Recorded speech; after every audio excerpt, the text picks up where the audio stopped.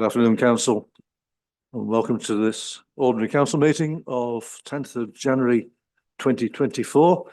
I'll take the opportunity to wish you all a very happy new year. Please ensure mobile phones are switched on to silent to avoid any disruption to the meeting. If the fire alarm sounds, you will be directed where to go. Please follow the instructions given by the officers. Please can I take this opportunity to remind members of the protocol to be followed at the meeting and the procedures in place in relation to speaking, which must be adhered to at all times. I'd also like to welcome all our myriads of viewers on YouTube. I hope you will not be disappointed. Due to the level of public interest, we'll be varying the order of today's agenda to hear Councillor C. Gill's motion D, immediately after electoral questions. We will also vary the order of business to hear the portfolio holder update item immediately after the leaders update. If members are minded to agree the amendments to the Constitution at the end of this meeting, this item will be heard after the leaders update from now on. And now I'd like to call upon the Reverend Tina Midette Stevens, my civic chaplain, to lead us in prayers.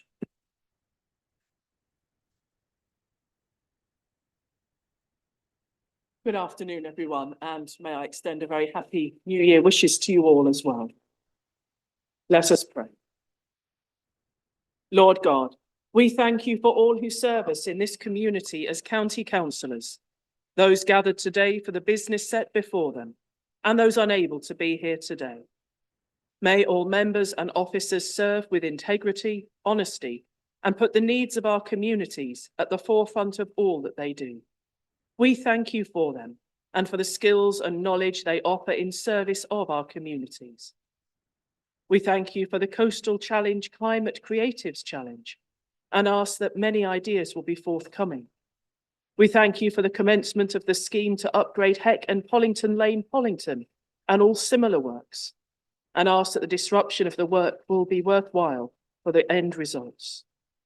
We hold before you all people affected by the recent flooding in our area and more widely, that they receive the help and support they need to recover their homes and businesses. And we pray that effective solutions can be found to prevent harm in the future. We pray for justice for all our communities and for the issues on the agenda this day. We pray too for all afflicted by war in Gaza and Israel, in Ukraine and Russia, and in all places of conflict. Gracious God, may your kingdom come and your name be hallowed. Amen. If you wish to, please join me in the words of the Lord's Prayer. Our Father, who art in heaven, hallowed be thy name. Thy kingdom come, thy will be done, on earth as it is in heaven. Give us this day our daily bread, and forgive us our trespasses, as we forgive those who trespass against us. And lead us not into temptation, but deliver us from evil. For thine is the kingdom, the power, and the glory, forever and ever. Amen. Thank you very much. Thank you, Tina.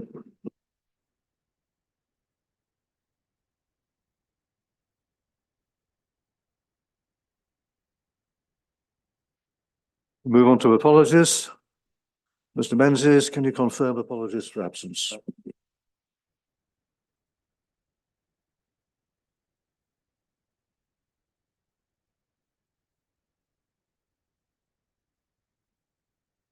Thank you, Alan.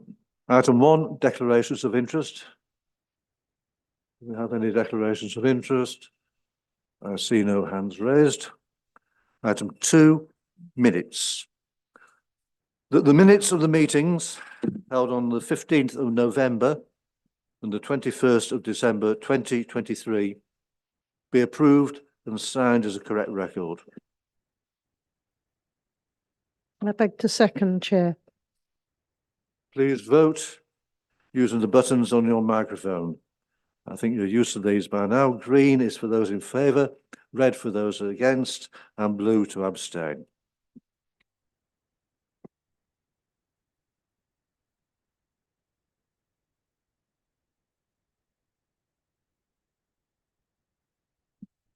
Thank you.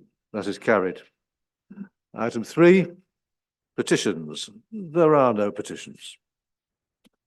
Item 4. 2 questions have been submitted by electors. The first will be asked by Julie Derby.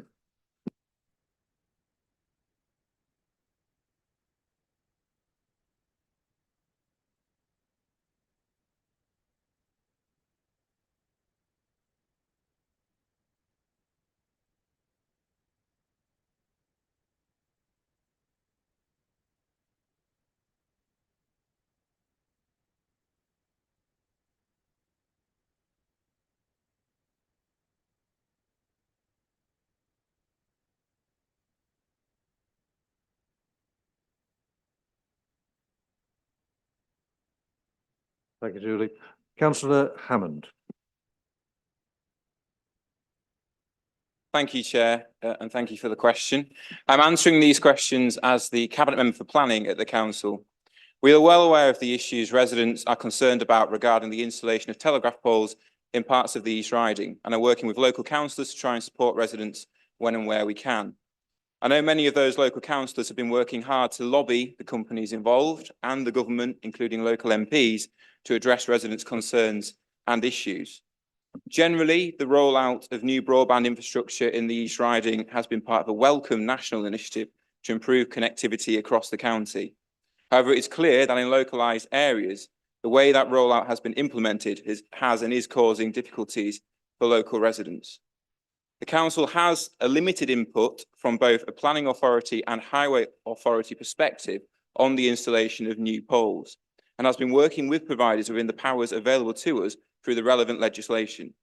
I must make it clear now, the council does not have the authority to refuse the installation of poles for fixed line broadband, or that communication apparatus be installed underground, as these poles are permitted development under national planning policy.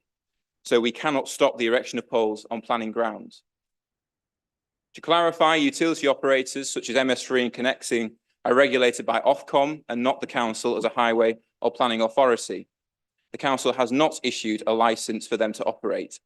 This regulation by Ofcom is contained within the Electronic Communications Code, Conditions and Restrictions Regulations 2003. The East Riding of Yorkshire Council Street Works team has been in contact with Ofcom on numerous occasions regarding the current broadband utility companies operating in the authority, infrastructure sharing of existing apparatus, and the installation of telegraph poles in general by utility companies. Ofcom are fully aware of the activity of MS3 in both Hull and the East Riding. The team has also asked for advice from Ofcom on MS3 working practices and health and safety breaches within the authority. Ofcom have clarified that substandard health and safety practices on sites falls outside of their remit. Practices within national street guidance, traffic management, pedestrian management, reinstatement of excavations, for example, remains within the remits of the council's street works team, who have previously revoked MS3 street work permits on health and safety breaches. We continue to monitor and inspect sites, and residents should report any health and safety concerns to the council. These powers are contained within the New Roads and Streets Act 1991. The council issues street work permits relating to the coordination of all works affecting traffic on the highway, and has powers to act regarding health and safety. This does not grant us the powers to stop the installation of poles, but allows us to ensure they are installed safely.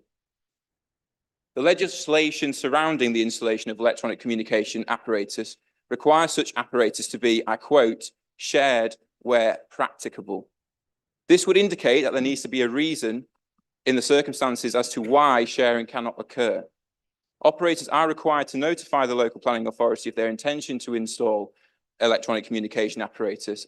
And as part of that notification, the legislation requires them to provide 28 days written notice describing the apparatus, the location of the apparatus.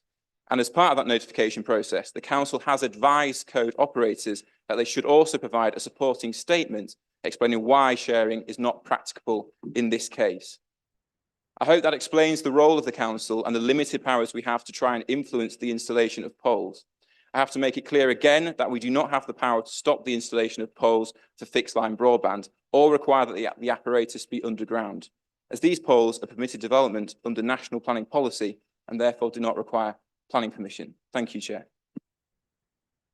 Thank you, Councillor Hammond. Ray Duffield, please.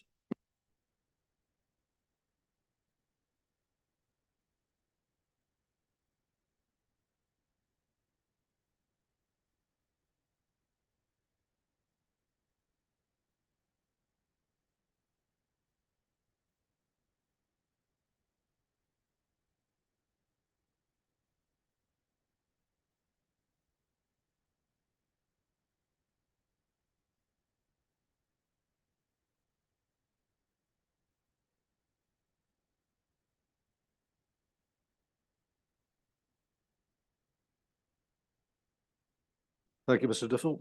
Councillor Hammond. Thank you, Chair, and thank you again for the question. We have been in contact with network providers, Ofcom and the government to ensure appropriate consultation and compliance, and in order to drive improvements where performance has not met required levels. Lessons can always be learned via this experience, and officers will seek to establish an improved framework of operation and consultation for those operators wishing to work within the East Riding in future. Thank you, Chair. Thank you, Councillor Hammond. We now move on to motion D.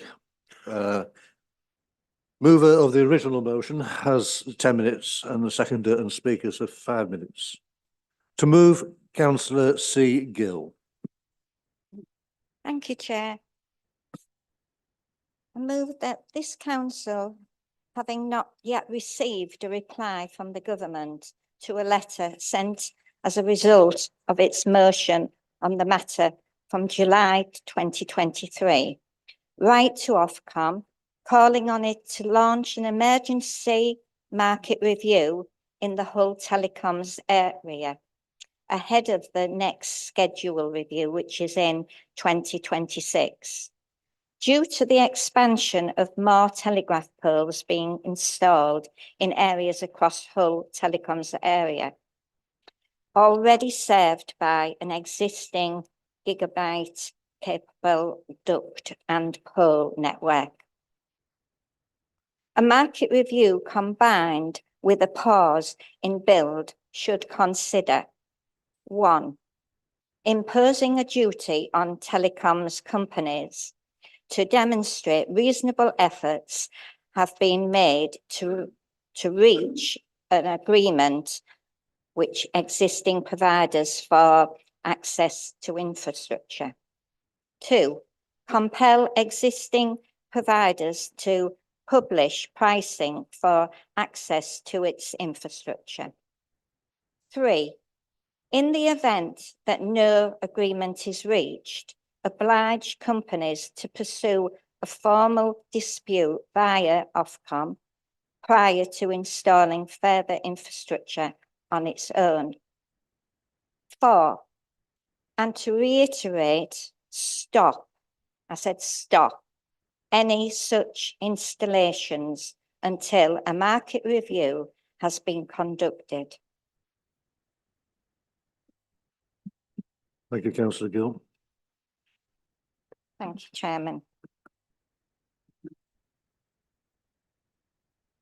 I believe we still haven't received a letter from Michael Gove from July's motion yet. And we were all here and we are all elected to represent our residents.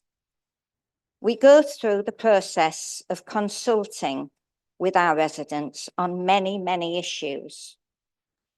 But because of the government relaxing its policy on permitted developments, there's no consultation. No consultation with our residents, no consultation with our town or parish councillors, no consultation with elected East Riding councillors. And I have to say, thank goodness there's a bit of consultation happening with the pylons. I am aware that many areas such as Heddon, Cottingham, Brough, South Hunsley have been blighted already with these poles.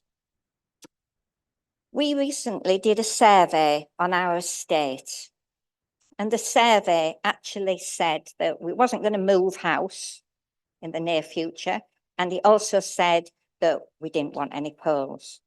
98% said no to the poles.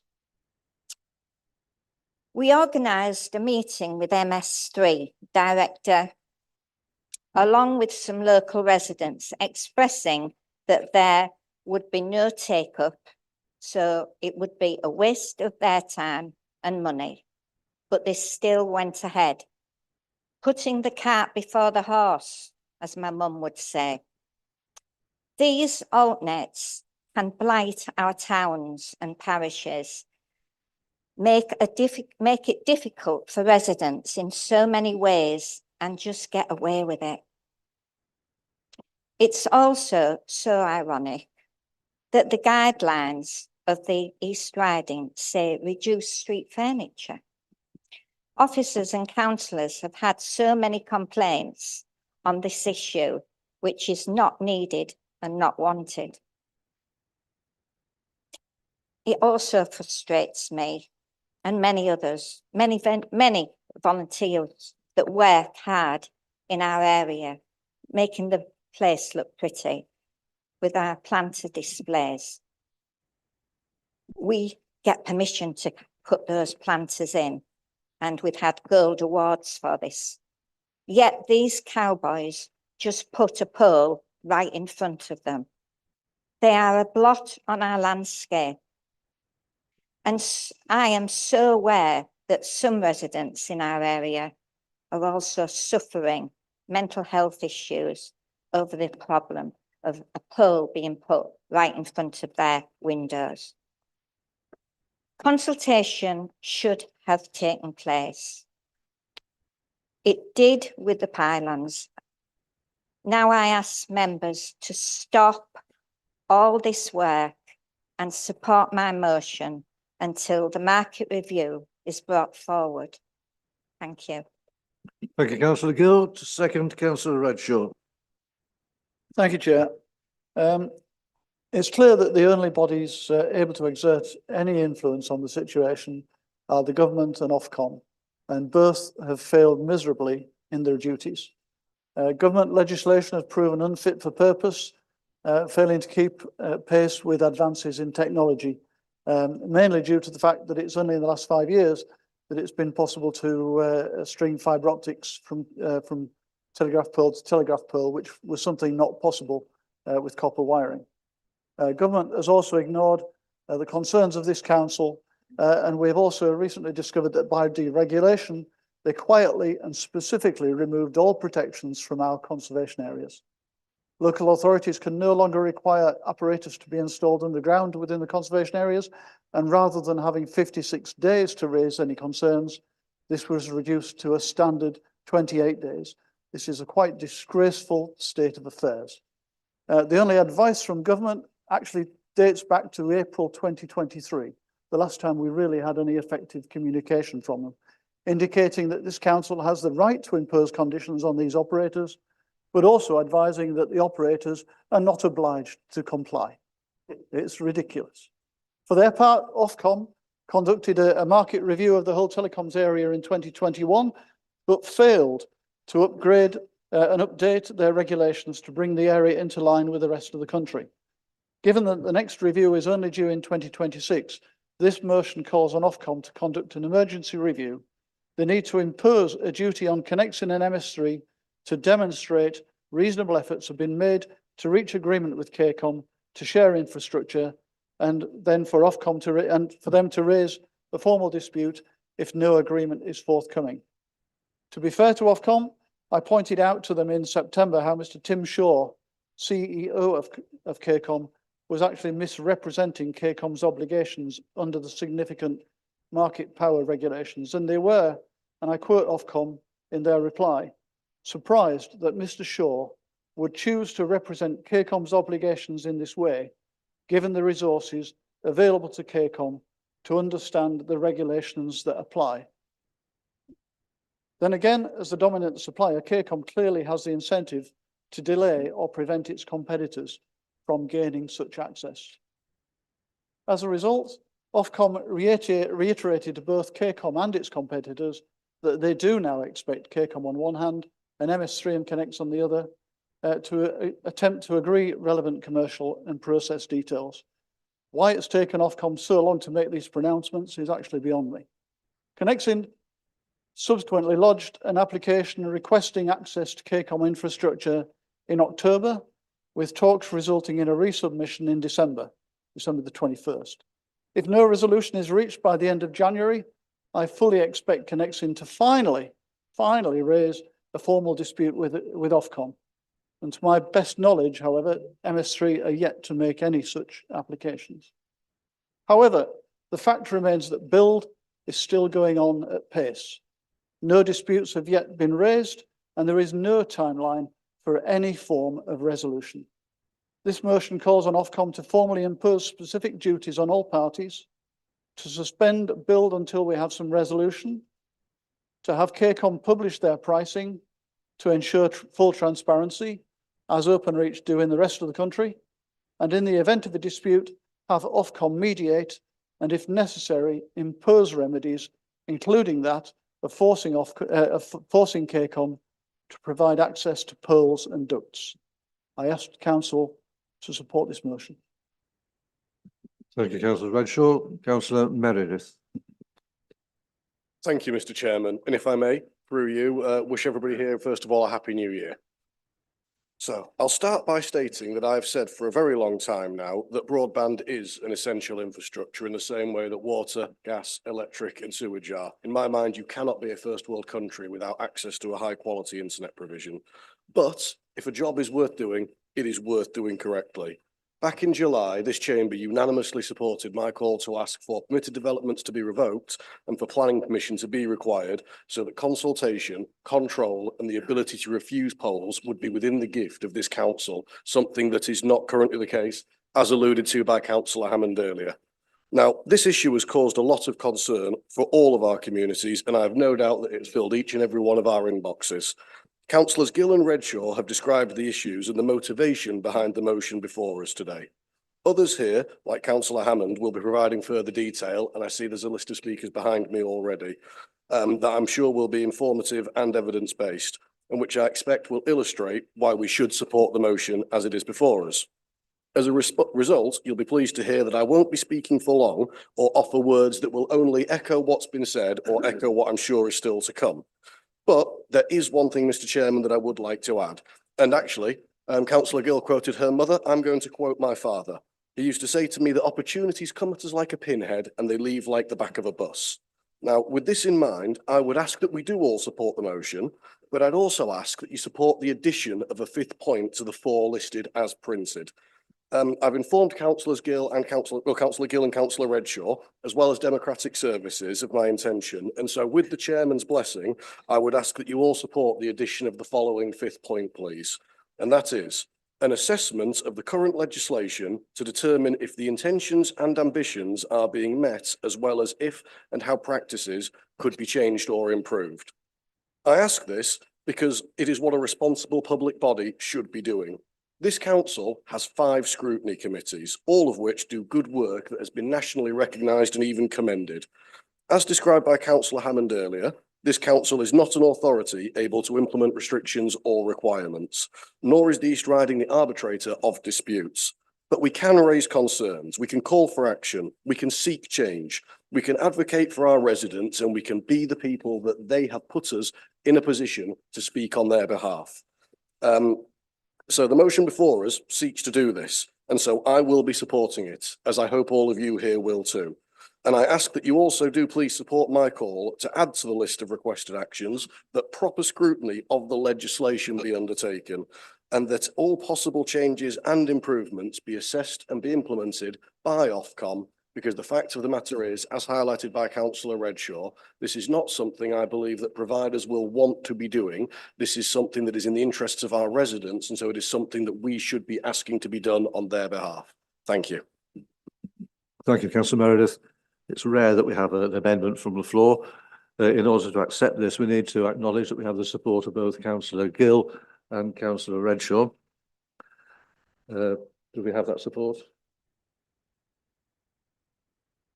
And we also, if you are willing to take that additional point on board to your motion, technically we are altering a motion, and that needs permission from the meeting to be given. In that situation, we don't need to have a formal vote, but a show of hands, or just press your little green button. Which would you prefer, Sam? Show of hands. Okay, we consider that amendment from Councillor Meredith, who's holding his thumb up in a valedictory statement. That is now an addition to your original motion, Councillor Gill, seconded by Councillor Redshaw. We now move on to further comments from the floor. Councillor T. Gill. Chair, we're on. Yeah, I thought I'd not repeat what's already been said. And I think people understand the anguish it's causing many residents. But in this market review, from what I've learned, I understand a market review is also about the market that's been presented to us. We had an original, we already got a gigabyte delivery by KCOM that's been around for a number of years, short number of years. And the idea of the competition, which is great because that's going to hopefully give us better prices, sounds superb. But the reality is that we've got MS3, and this is from their website, it's not just me making things up. They have 12 different providers they can provide through their network because it's a wholesale network. So that's a 12 plus KCOM, that's 13. Plus, we have 3 other operators in the area that can quite easily put poles up elsewhere. So there's a choice of 15 different providers. Now, this sounds fantastic. That should really get prices down, shouldn't it? But the reality is, no matter what we think of our area, this area, particularly the whole telecoms area, is tiny. It's a tiny area compared to the rest of the country. And what's destined to happen, and we've seen it with the electricity companies fairly recently, or the generation, power generation companies, is that it's likely that most of these will go bust because it's just not sustainable. So I understand that a market review can also look at this as well. I know it's not necessarily directly to do with poles, but I think it's going to be over bloated. And easily we could end up with lots of infrastructure lying around that's just become defunct and needs removing. So for obvious reasons, I'm supporting the motion, but I think there's a bigger, wider picture here. This is going to happen in Beverley, not too far down the road. And I'd hate to see poles down the capitals of East Yorkshire's lovely historic streets. And I think we're, potentially heading for a bigger public outcry than we've seen in Heddon and other places. So it's definitely something to support. And I thank you, Chair, for allowing me to say those words. Thank you. Thank you, Councillor T. Gill. Members may have noted there's been a piece of paper circulated around the council chamber. We do not normally permit this because members of the public will not be able to view what's on that piece of paper. I would therefore like to ask Councillor Seagill just to rise and explain what is on that piece of paper that's going around, and also other members to note that in future we will not be taking such a tolerant attitude towards this. Thank you. Sorry, Chair. As a new councillor, I didn't realise that. I was given it by one of the residents from Heddon, just to show really just what a pandemic of these poles would look like if all the other companies decided to put a pole down there. And it really does give an idea with the pictures from all these different poles. So I apologise for the sending it out. Thank you, Councillor Gill. Councillor Gallant. Thank you, Chair. I will be supporting this motion in as far as it goes. Frankly, Ofcom have been lobbied by campaigners, MPs, the government allegedly, and they show absolutely no sign of intervening in this mess. For the last 4 months, I've been leading the campaign in Heddon with some of my colleagues who attended today and my fellow ward councillors. And we've actually managed to actively block roads, report numerous health and safety breaches. We've signed up 1,200 households to boycott these new providers. So we'll end up with bare poles and no wires on them. But regardless of that, MS3 have installed nearly 500 telegraph poles across the ancient and attractive medieval town of Heddon. They're now tackling Preston, Bilton. They've already put poles up in Hessel. There are 600 going up in Cottingham. Brough is now being targeted. And next, it's Beverley. And now we can't even protect our conservation areas, it seems. I'm grateful to the council leader, Councillor Handley, is coming to Heddon next week to visit and meet with campaigners and see that the blight that's been imposed on our medieval town. Excuse me. Our planning director has finally, I've been calling for this for the last 3 months, written to the government to ask exactly what powers to impose conditions on these pole installations we have. Because government ministers keep saying, oh yes, you've got power to impose conditions, but in practice, all planning restrictions have been removed. But the reason we've had such obfuscation from Ofcom and government ministers and local Tory MPs is the legislation is fundamentally flawed. In a rush to roll out broadband, when we actually already have fast broadband in the area, the loopholes have allowed operators to cut corners. Why on earth would MS3 license from KCOM when it's cheaper to build your own network of poles and create an asset rather than liability? So I would support Councillor Meredith's addition as well. I think that's very pertinent because the root problem of this is not KCOM or local market conditions. The responsibility for this mess lies fundamentally with the government for the last 10 years, the coalition government and the Tory government, who have removed all planning controls which would have allowed our authority to manage this. Thank you, Chair. Thank you, Councillor Gallant. Councillor Holtby. I'm very pleased to be able to agree with my colleague who's sitting in front of me, Councillor Meredith, that we should bring this forward to safer and stronger, I think, scrutiny, because we are doing our work programme next week. And if it was a feeling of the meeting, we could possibly suggest that we bring an item forward to discuss this at that level. So I don't know how we go about doing that, but we can certainly bring it forward next time. Thank you. Thank you, Councillor Holtby. Councillor Healy. Chair, I think the reality is when you actually start talking to people, I mean, a couple of you have mentioned Beverley, and it is coming to Beverley, and Beverley people know that now. And what worries me is it stokes anxiety and concern and real fear. These red notices that just appear. And then these leaflets that come through telling people that a pole is coming to this location, but it's not even an address letter. It's just a leaflet that comes through, and it's not clear where the poles are going to go. And all it's doing is stoking up complete fear. And people outside were asking earlier, you know, what can you do? What is it that this council can do? And so many of them are quite horrified when they hear the limited extent to which we can do very much at all. And we're able to say things like, well, where we can collaborate, we can facilitate meetings, we can have meetings with the providers. We can appeal to the better nature of the providers. We can tell you who the named contact person is at Connexin.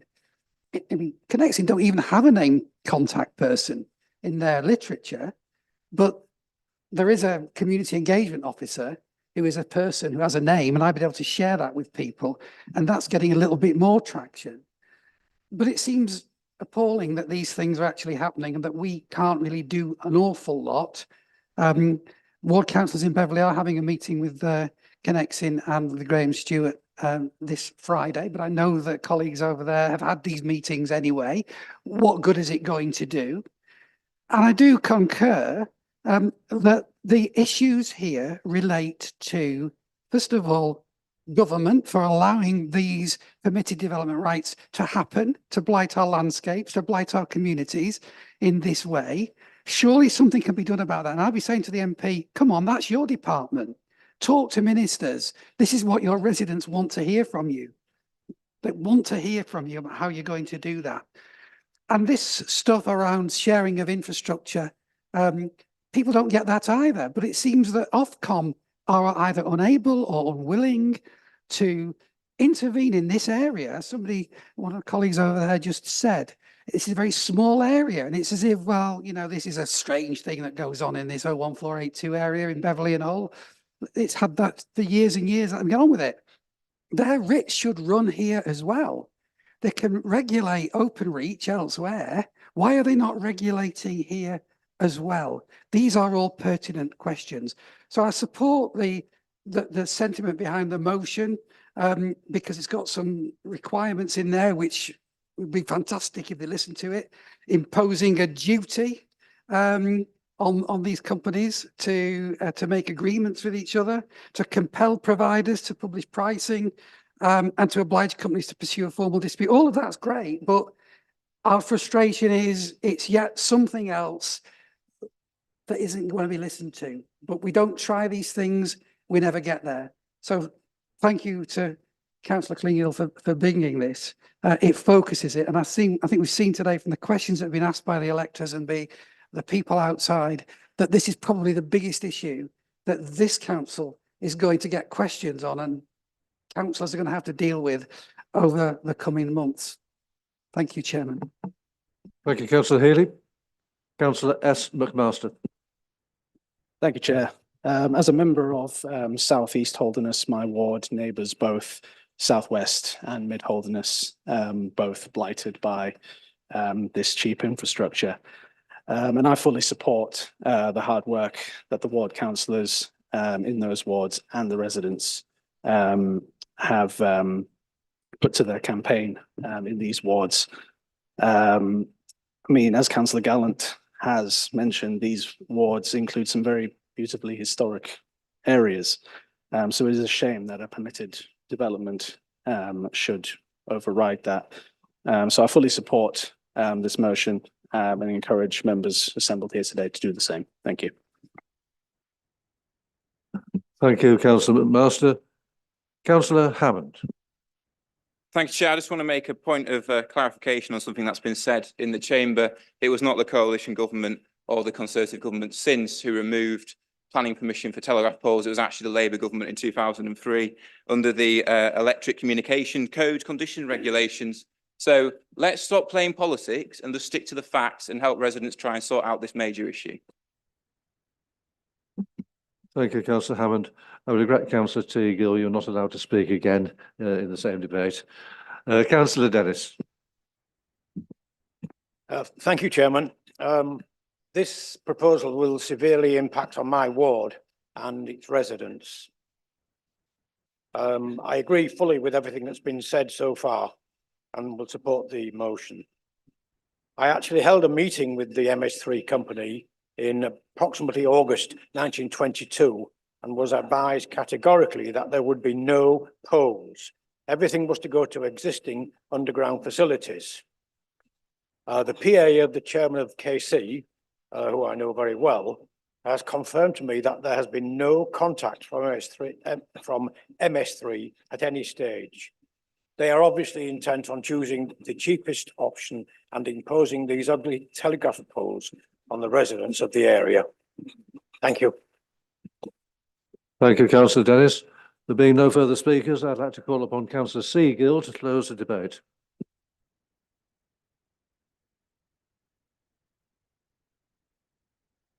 Thank you, Chairman. I forgot to actually say earlier, but in my particular area, I noticed yesterday as I drove by that a pole is going to be erected opposite a cenotaph. I mean, it's right on a corner. It's just a ridiculous place. And they didn't, as I said before, consult the parish, which it's parish land that put it on. And there is lots of recreational areas in my area where they put poles, again, without any consultation or even talking to the local residents, you know, that live opposite these recreational areas.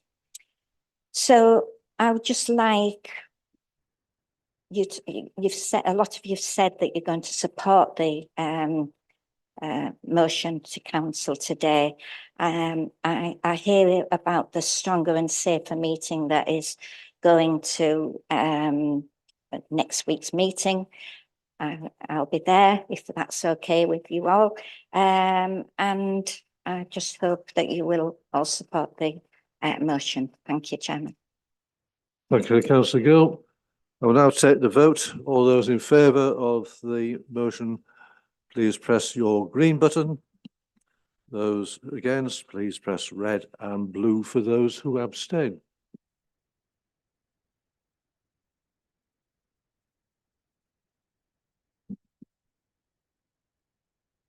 And that, members, would appear to be unanimous.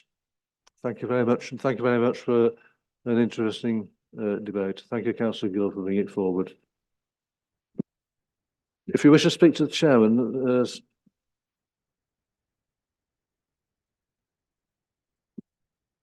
All the areas, that's all. I'd just like to stay back. thanks, accepted, and we'll move now back onto the normal agenda, and we're going back to item 5, communications, and there are no communications. And item 6, minutes of the cabinet and committees. I move that the minutes of the meetings listed at item 6 on the council summons be received and the recommendations contained therein be approved and adopted, with the exception of minute 46/23 of Overview Management and Scrutiny Committee held on the 7th of December 23. Just to clarify, the cabinet minute is no longer accepted due to Councillor Nolan not being present. I beg to second that, Chair. Thank you. Please vote using the buttons on your microphone. Green for those in favour, red for those against, and blue for abstentions.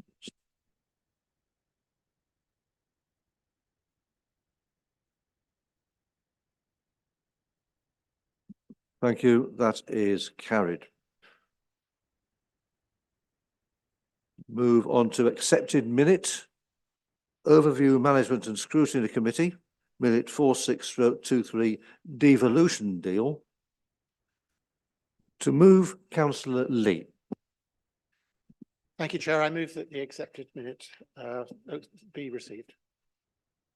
Thank you, Councillor Lee. To speak, Councillor Healy.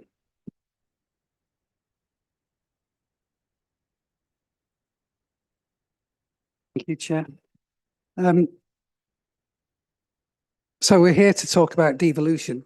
Not really talked about that enough. So Sorry, Councillor Healy. Yeah. I meant to say to second and speak. I second and speak. Thank you. I'm speaking. I'm seconding.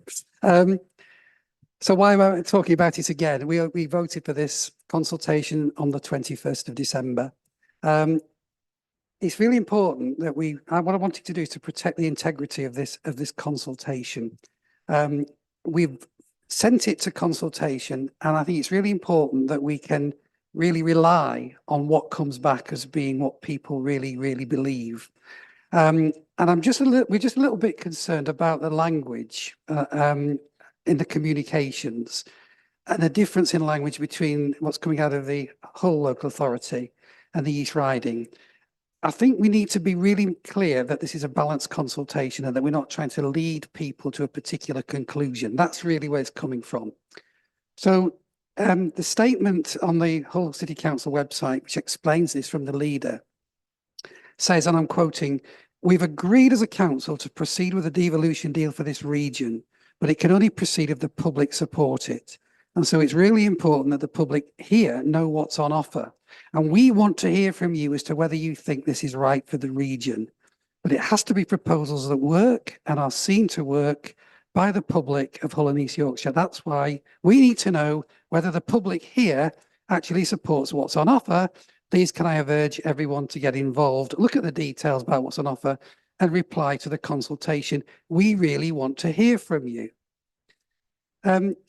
But in the East Riding, the question is, do you want to know more? So it says, today, we're asking people across the region to take part in the consultation and back the deal and help shape the future. So there's this sort of back the deal that's kind of been put in the East Riding approach. Another quote, that this deal is an excellent deal. Everybody keeps focusing on the 400 million, but it's so much more than the 400 million. We have to get that across. Get involved, have your say, and back the deal. So I'm just cautioning, because what we don't want is people coming back saying this wasn't an objective, fair question, because the question was asked in a way that led people to reach a particular conclusion. So we've got another few weeks before this consultation ends, and I think it's really important that the communications follow the communications down a neutral approach. I support the deal. You heard me speak about it, but I want it to support it, knowing that the public have reached an objective view of it. I don't want it to be scuppered on the basis that people are questioning it. I think also there needs to be some consistency of communications between Hull and East Riding. So whilst the consultation document itself is a common document across both local authorities, each local authority is nevertheless doing its own stuff on top of that. And we're having road shows and things, and that's really important. And I welcome that. I welcome the leader coming to those road shows. But what about reaching the public who live in those houses out there in our communities? In Hull, they're putting out, I understand, a communication to every household so that every household can at least see it. It just seems to me a little bit as though the communications between both local authorities are a little bit imbalanced. So I just throw these things up now for comments. You may agree, you may disagree, but I'm passionate that we get an objective view and that the integrity of that consultation is correct, and we can truly believe it and hold our hands up and say, this is what the public wanted, or whatever they say. Thank you, Chairman. Thank you, Councillor Healy. Councillor Hammond. I just wanted to assure everybody that the consultation is objective. The questions being asked are the same in both Hull and the East Riding and are agreed by both Hull and the East Riding. And of course, crucially, the results of the consultation will be digested by an independent company, not I for the council. So it is a completely objective process, and we need to do all we can to encourage people to take part. Thank you, Chair. Thank you, Councillor Hammond. Councillor Saribal. I just wanted to add, the communication went through social media by our leader. He's very welcoming, very friendly, very appealing to younger generations, and it's a straight message. Come on, talking very directly. So I just wanted to mention that the communication is perfectly been advertised. Thank you. Thank you, Councillor Saribal. Councillor Heslop-Mullins. Perhaps slightly different to what's just been heard. The information I'm getting from my residents is, well, it's obviously a done deal, so what's the point of taking part because of what's going out? I'm telling them they have to take part. If they don't agree with it, they've got to tell us, but they're saying, well, the questions don't leave a lot to be agreed on. And talking about that, I have to say that I was disappointed that the consultation that I took part in and I voted for, because I believe in consultation, I was expected that the councillors would see it before it went out. We did, but not with any chance of talking to anybody about it and saying whether we thought it was relevant. It would have been nice for councillors to have been involved in the wording, because we're still talking about broadly supportive. Well, is broadly supportive based on the number of returns, or there are a number of people in the area? Because a lot of people may not take part because they don't think their vote counts. Thank you. Thank you, councillor Heslop-Mullins. Councillor Botel. Thank you, Chair. I just want to counter what Councillor Heslop-Mullins said. I've seen a lot of feedback and I've had similar feedback of, well, it seems like a done deal. As a councillor, I know it's not a done deal. So I've shared that information that actually, no, if you are unhappy, make sure you read it and understand it. And as a councillor, I've tried to make sure it's clarified the points, but I am not going to lie, I am for the deal. I am positive about the deal. So I let them know that's my point of view, having read the documents.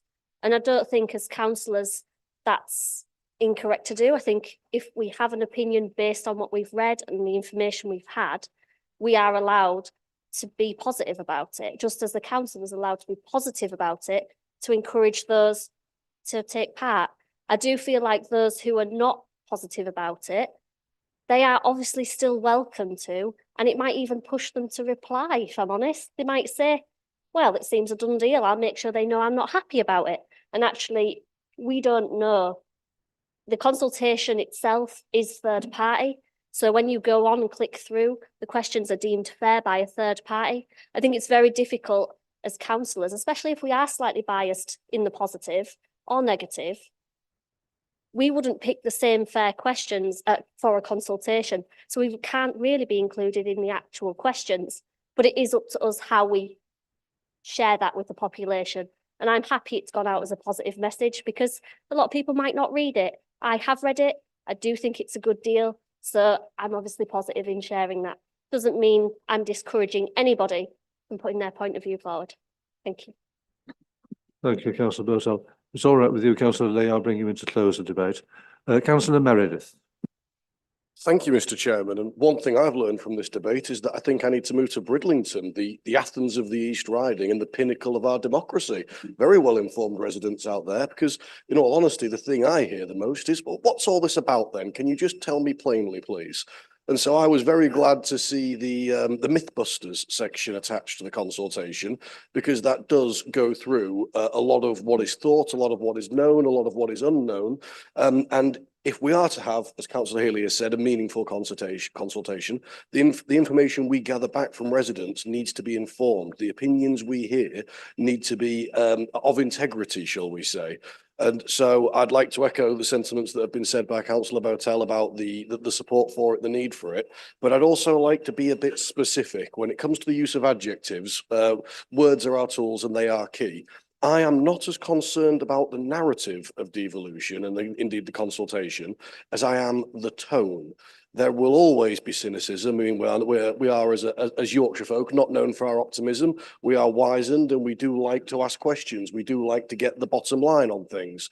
And so I would actually like to use this opportunity to say to all our many, many YouTube viewers, who I can only assume are absolutely enraptured with the proceedings here, but I would like to suggest to them that they don't just call one council, they call all of us, that they get to hear what all of us think, that they get to hear our own take on it. Our job as representatives is to be informed on our residents' behalf so that we can take decisions for them. This is a representative democracy. We haven't had a direct democracy since Greek city-states, and even then you had to be not disabled, not female, etc. There's never been one in the history of Earth. The fact is that we're all human, we all have our biases, we all have our beliefs, and that we should all be very, very well informed, so that should a resident pick up the phone and take the time and the effort to speak to us, we should be able to tell them, A, what we know, and then B, what we think.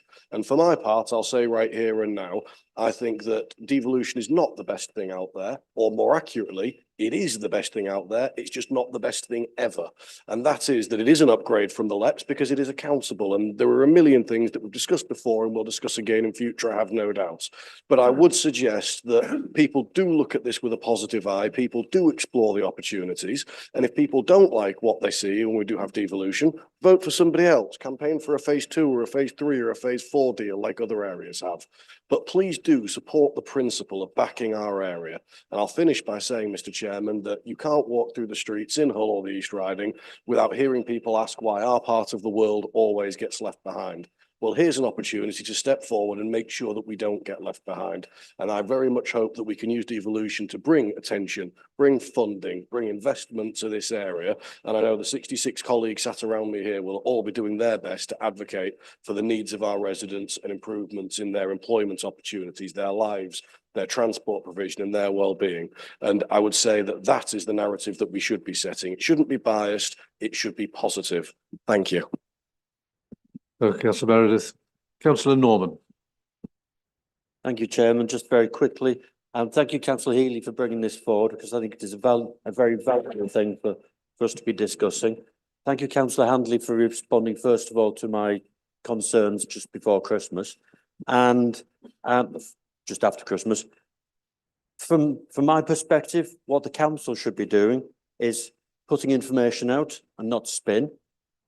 And from the councillors, put out your own opinion, put out whatever information you want to put out, make it feel how you want it to come across. So that's where I am. Thank you, guys. Thank you, Councillor Norman. Councillor Holtby. Chair, just touching on Councillor Healy's point about the people living in Hull have had a postal drop informing of this consultation going on. It doesn't worry me slightly that in the East Riding we haven't got that, because there will be people who either don't look at their emails or don't have an email or just delete it before they've read it. So I just wonder, I know it's a bit of expense, but it's a massive decision we're coming to make, whether we can't get the people who are running this consultation to do a mail shot of every resident in the area. Thank you, Councillor Holtby. Councillor Diartry. Thank you, Chair. The consultation, I've been talking to my residents in Bridlington because they do all know what they're going on about. But they do say they don't want a consultation, they'd rather have the vote. They would rather we had a referendum where people can actually vote. Why don't we let them have the vote? This time, sometime this year, we're going to have an election for the new MP, which hopefully is in this room. Why don't we let them have a vote there? If the government want us to do this, let the government give us some money. Let's have a vote. Thank you, Councillor Diartry. Councillor Cousins.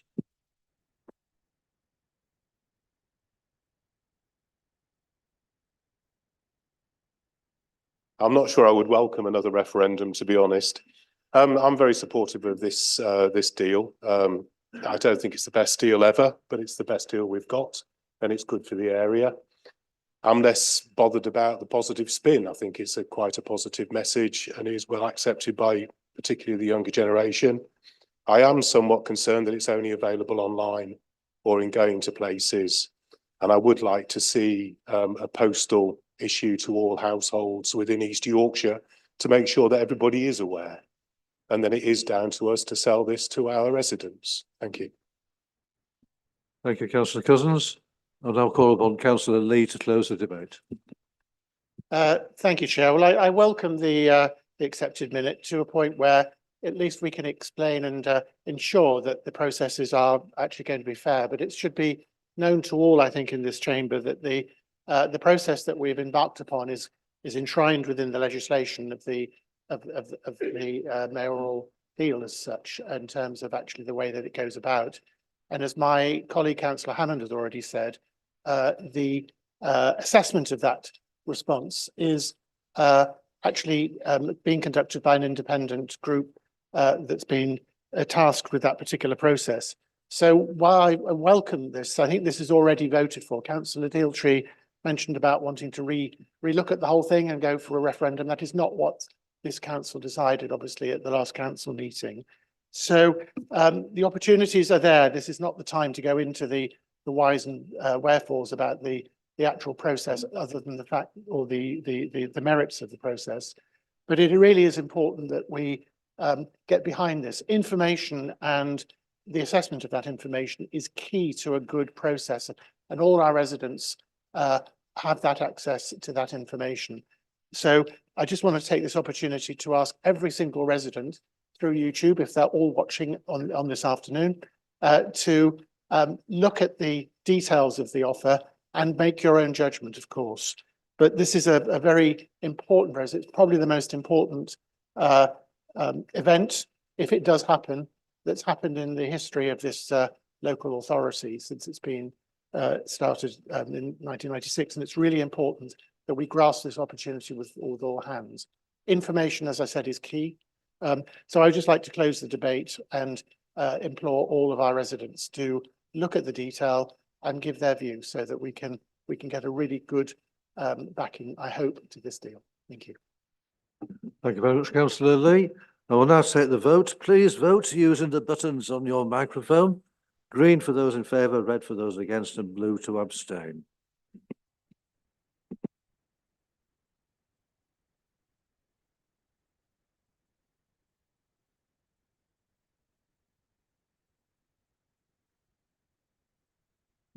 Thank you. That is carried. Move on to item 7, leaders update.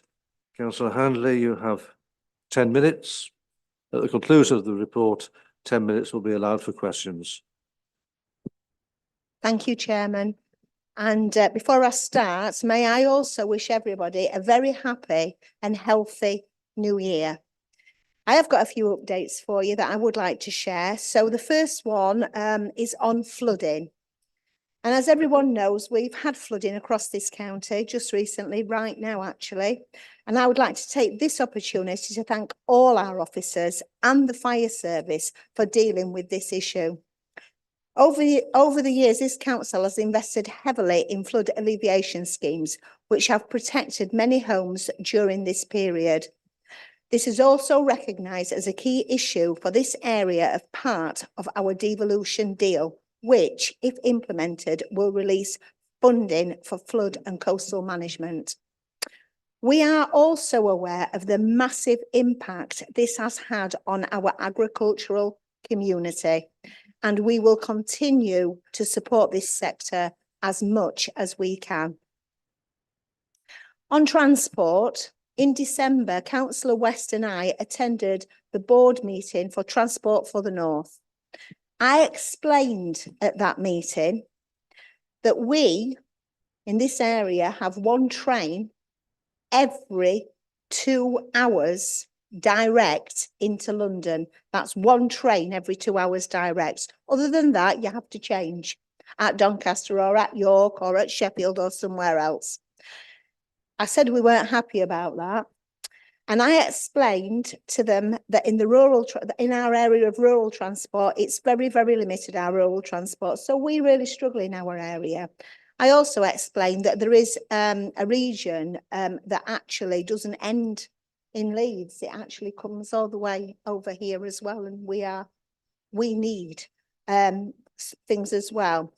We have a huge freight port here, and we are also the gateway to Europe. And this part of Yorkshire needs some Transport for the North investment. I'm delighted to say that somebody around that table did listen. And Lord McLaughlin is coming for a meeting with myself and Mr. Menzies in February to discuss things. And I'll also just like to add that Councillor Hammond also met Lord McLaughlin in November, and he expressed the same issues. And I just want you to know that this is an example of how this cabinet works collectively and cohesively to deliver the best outcomes for us.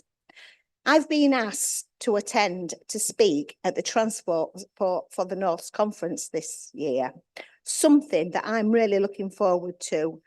It's a platform to once again bang the drum for this region. I don't know whether or not they'll look forward to it, but I'm really looking forward to being there and just once again saying, we're here, don't forget us. Now, tomorrow, I'm going to London with Councillor Aitken to listen to a debate in the House of Commons by Sir David Davis MP. Councillor Aitken has been working on this since she became the Cabinet Member for Children and Young People, and that is SEND, S-E-N-D, our students with SEND. She's campaigned tirelessly along with the F40 group to ask government for more funding for our SEND children. And it is a credit to her tenacity that this debate is now going ahead And I would like to congratulate Councillor Aitken in getting this issue in the right arena. Pressures on SEND budgets is something experienced by all local authorities who are wrestling with huge growth in demand and limited resources to meet the needs of children and young people in their areas. And the East Riding is no different. East Riding of Yorkshire Council is the lowest funded authority for SEND in the country because of an historic quirk reflected in the way the school's funding formula has been established. But we always strive to do the best for our children and young people in what can be challenging circumstances.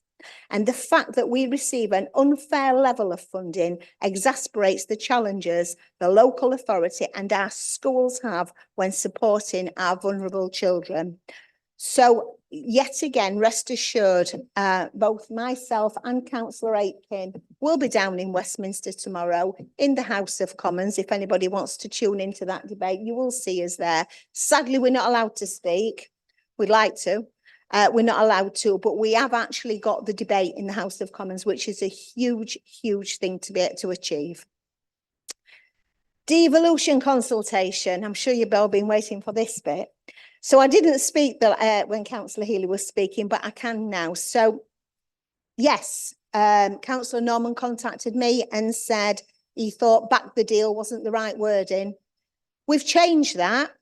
And I'm quite sure that Councillor Norman can testify, as can Councillor Healy, that it now says have your say. It doesn't say back the deal. It says have your say. So we have changed that wording. And the consultation, to be fair, has got off to a flying start. We've launched just 1 week ago, 1 week yesterday, and we've had over 1,800 responses to date across our county. So if I can just put that into some sort of context for you, at this moment, 1 week in, we are close to overtaking the number of responses that York and North Yorkshire received during the whole of their consultation.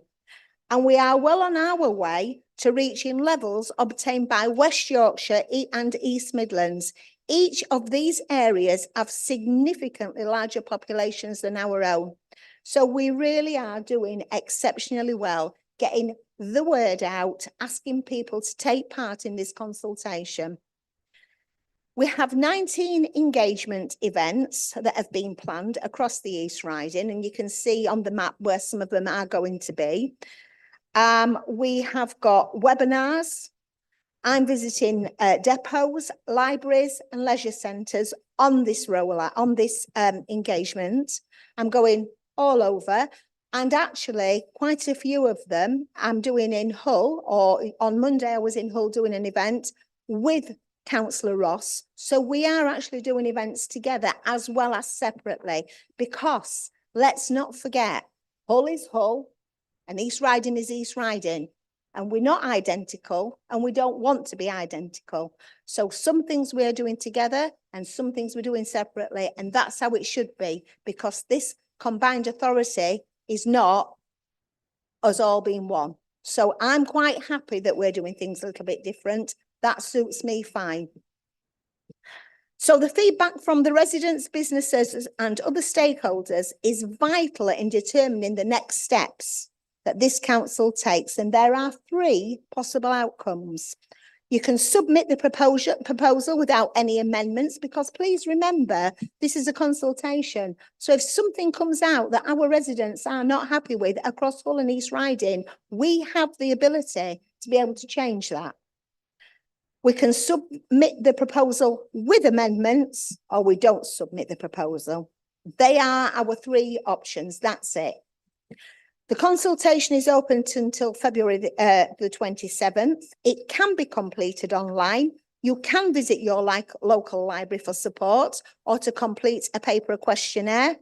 Alternative formats are available, and we have already begun to work on a Turkish translation requested by residents and an easy read version, which should be available soon. Consultation responses will be analysed by an independent consultancy, and the results will be published after the consultation. And the people that I have met up to now have told me what they care about, because whoever's done this, and I don't know who has done it, I know I've done it, it asks you what your priorities are for your area. And at the moment, people have told me better transport, more affordable homes, and regenerating our communities. They were the three that people have talked about to me the most. We need more funding and a say over how we spend it locally. And in my opinion, this deal can deliver this and ensure that our area isn't left behind, surrounded by other mayoral combined authorities. And on that, can I just say, I did want to put a map up, but sadly I haven't been able to do that. If you actually go and have a look at a map of mayoral combined authorities, have a look at it and see where we are. We are completely surrounded from Liverpool to Leeds, above us in Teesside, across the river from us, they're looking at one in Lincolnshire. We are becoming an island. We're afraid you're out of time, Councillor Handley. Sorry. I'm afraid you're out of time. Sorry. Thank you. Thank you. And thank you for your report. Do we have any questions? Councillor Holtby.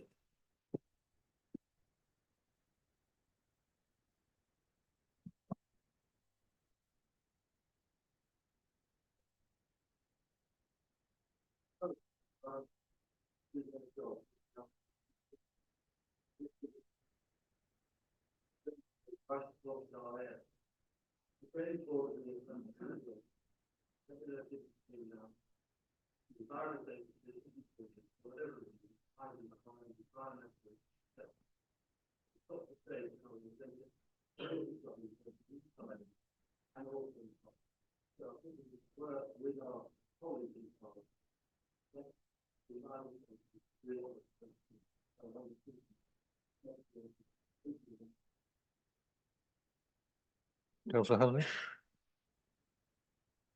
you for the question, Councillor Hortby. Yes, through you, Chair, I would be more than happy to speak to the Environment Agency and get this at the top of their list as a priority. Thank you very much for your question. Thank you. Thank you, Councillor Handley. Councillor Gill. Yeah, thank you for the report. I was quite welcome the debate in Parliament on the SEND. It's really welcome. We really need to bottom all of that, because I think last time we presented this this council was about third from the bottom in the 40 thing, but yes, but I think it's certainly about time it got some serious consideration. My question actually is about devolution and the obviously I welcome the roadshow. I welcome the result actually, because I've been involved in market research. I mean, if it's 1,800 so far, that is remarkable actually in this short space of time. But I welcome the roadshow that's going out to get it in front of residents. Is there a question in here, Councillor Yes, Gill? it's just it's all right. I can spin things out if necessary, but I won't on this occasion. I welcome the roadshow, and I know it's going around the main conurbations. Could I ask if it could be looked into that it could be at Ellerton cum Brough, which is a similar size to Driffield, or is it because we haven't got a leisure centre? Thank you.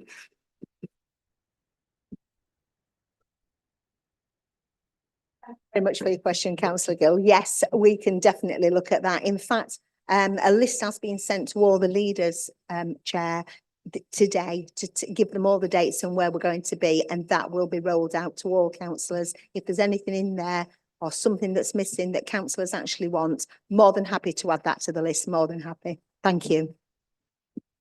Thank you, Councillor Handley. Councillor Bayram. Thank you, Chair.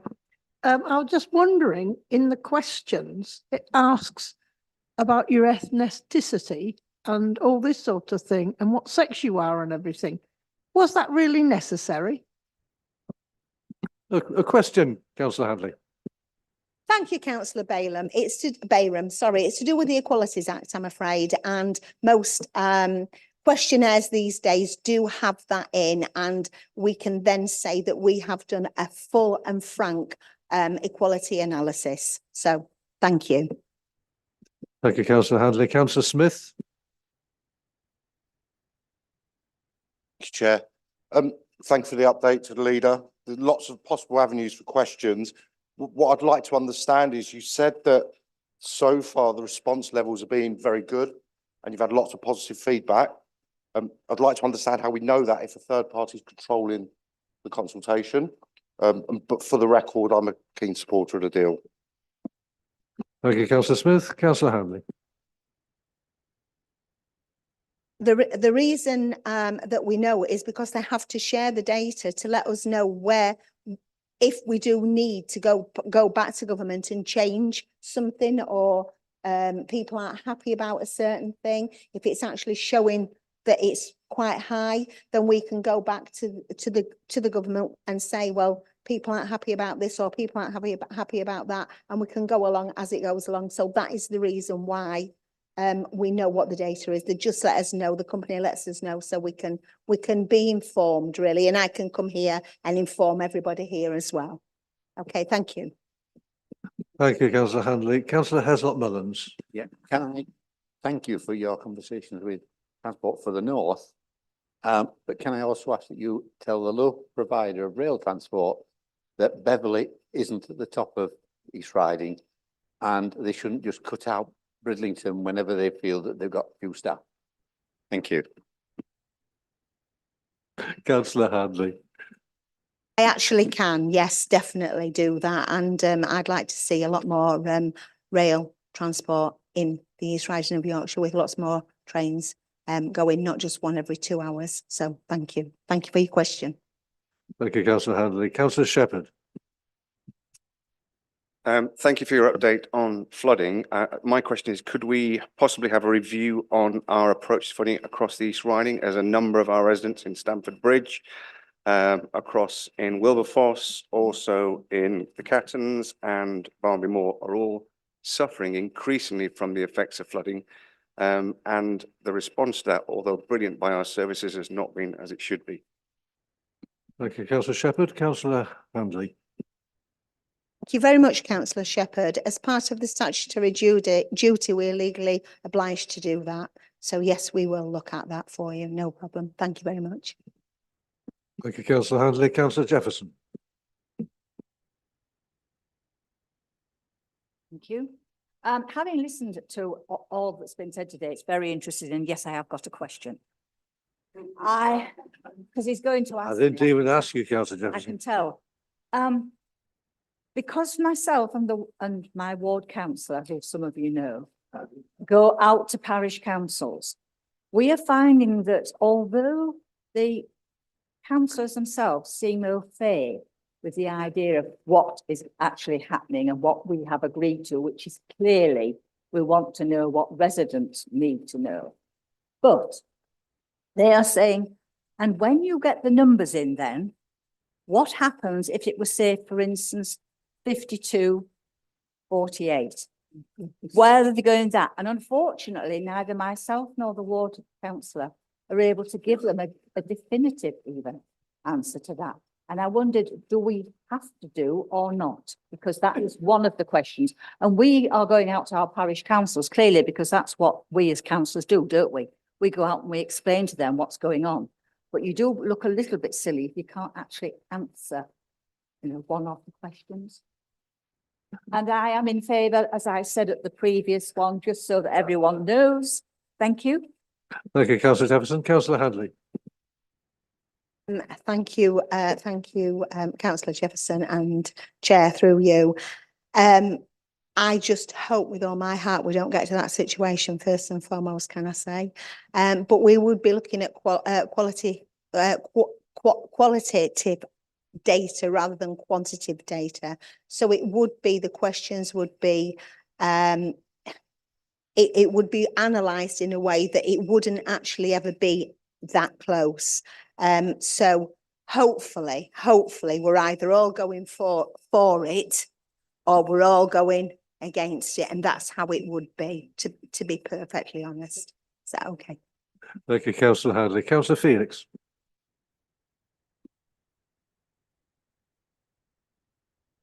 That's an opportune moment for me, Councillor Phoenix. I've received a note, and in the interest of transparency, I shall read this note out. Please could you remind councillors not to press their microphone button again after requesting to speak?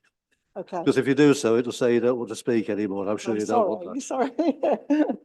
Right, thank you for allowing me to speak. Yeah, just a question really about, obviously the ward that I represent, Bridlington North ward, 50% of our residents are over 50, so it's a huge percentage of old people. I just to clarify really, if old people don't have the internet or aren't very mobile, how are they going to find out about this? Are they going to be, because I know we talked about Hull doing things slightly differently. I just want to be reassured that, you know, all the people in my ward are going to be informed. Is it going to be a questionnaire? Is it, how are they going to be contacted? Thank you.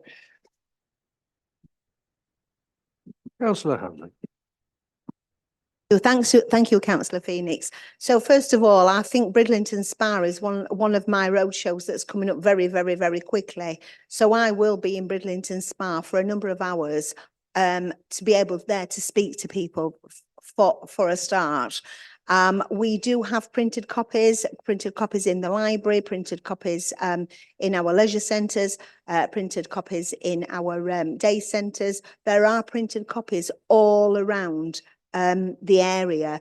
So they can either come to the road show, they can get you as the ward councillor, Councillor Phoenix, to drop them a printed questionnaire off if they're not mobile. There are ways that, and we have, I mean, just before Christmas, I think we sent out 340,000 Your East Riding that went to every single home in the East Riding. It's all in there as well. So there are lots of ways that we as councillors, and if you do have somebody that's not mobile and would like to take part and isn't on the internet, then I'm quite sure we can support them doing that and they can have their say. Thank you, Councillor Phoenix. Thank you. Thank you, Councillor Handley. I'm sure you'll be most upset to hear that I've been informed by the Chief Executive that time's up for questions. So thank you. Right, we move on to item 11, portfolio holder reports. The report will last for a maximum of 5 minutes. At the conclusion of the report, 10 minutes will be allowed for questions. May I call upon Councillor G. McMaster. Thank you, Chair. I was scheduled to do my update in February, and a couple of days ago we changed it to today. And additionally, I thought I had 10 minutes, so I've prepared for 10. So I'm going to fly through this and we'll see how we get on. So the first map on the wall is just to show you, I'm going to talk to you first of all about Jocks Lodge and where it is, and then I'll go on to what else I do in my portfolio. Jocks Lodge is in the centre there, just above Hull, and obviously York to the left. So that's where it is, and that where the cursor is. Thank you, Matthew. On the left is the existing road, but the existing road is going to stay, but it's going to become much wider. As with the centre road, you'll much the same. Sorry, because I'm flying through this, if anybody wants any more information, I'm happy to sit with you afterwards. The picture on the right will show you what the road will look like. On the left there, the vertical one on the left is the existing, which is on the left picture. And then the rest is all additional roads showing you the old Jocks Lodge junction in the center. Thank you, Matthew. Okay, this is a 1 minute video. It's a graphic design. Just to try and tell you where we are. That's Morrison's on your right, and we're in County Hall behind you on the left. So this is what it's going to look like when we finally finish. Not much traffic. Yeah, there's going to be no traffic. So that's the old 1079 we're flying over, and the existing bridge will remain.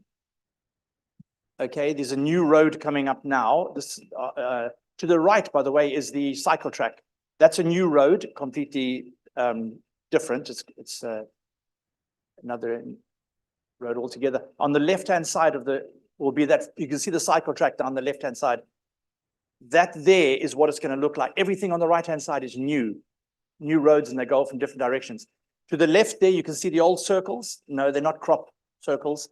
Those are the old Jocks Lodge Junction, which will obviously be ineffective by the end. And now we're heading towards the Humber Bridge. Yeah, sorry, what I meant was in that Humber Bridge direction. Sorry, we're back to the beginning. Okay, I told you I'm flying through it. So the Jocks Lodge all in all will cost about £87 million. The funding came largely from the Department for Transport, with a portion from ourselves and then some borrowed funding. It went out for tender and it was awarded to a company called John Graham Construction Limited. John Graham is not local. There was nobody local who came in within our budget. However, they'll be employing all local contractors, local suppliers, local plant and equipment. So the local area is going to benefit tremendously from that. We had to get Northern Gas to move their main gas line, which was in our path, and that's largely completed now. And the main construction works on this development will commence later this month and will finish in roughly August of 2026. Thank you, Matthew. I'm going to fly through this. You can see up there yourself the other major investment projects we have on the go is the Howden Link Road, the Bempton Lane Roundabout, Beverley Bridleway Bridge, the A164, which we often refer to as Papa's Roundabout. That is nearly completed now. Should be finished March or April of this year. A little bit over time, but we've had quite a lot of rain, as we've all established. The new household recycle center, the flood alleviation scheme in Holderness. And so there's roughly 2,500 projects on the go at any one time. This pile of papers is half a dozen of the projects we're working on. So if you multiply this by 320 times, that'll give you an indication of how much paperwork we've got on the go. Just plans for the projects that we're currently handling. Thank you, Matthew. Again, under my portfolio, strategic housing, we look at housing allocations policy, tenancy policy, housing assistance policies, as well as the resettlement of asylum policy, including homes for Ukrainian people. Under council housing, it's the management of all our housing stock, the lettings, the tenancies, the planned reactive and proactive plans, maintenance, and the best use of our stock, best value for money. Under homelessness, I look after homelessness as well, and our teams intervene and try to prevent homelessness initially. Obviously, if homelessness is unpreventable, then we look at very temporary accommodation initially, because we'll never leave anybody out in the cold. And then obviously we endeavor to get everybody into permanent accommodation as quick as possible. A huge issue for us under our housing stock is that the regulator of social housing is going to up the ante from April onwards. We've all seen on national television loads of adverts about if you've got mold, get in touch with us, no win, no fees. Well, unfortunately, that's going to affect all of us because we're getting, as authorities who have council houses, because we're going to get much more inspections. So that starts in April. And then other additional things that I look after is Migration Yorkshire. McMaster, I'm sorry to interrupt That's you. quite fine. Would you be desirous of having an extension? 5 seconds away from finishing. Okay, are members of the council happy for Councillor McMaster to have a further 5 seconds, which we will count? Thank you all very much. So it's Migration Yorkshire, where we look to, it's an organisation that supports families and individuals that are obviously coming into the United Kingdom, and we look at more specifically families coming to this area, Yorkshire. I'm also involved in setting up, right from scratch with a lot of the officers, our own housing construction company, so we can try to reduce the cost of building houses, etc. So we can get on with that.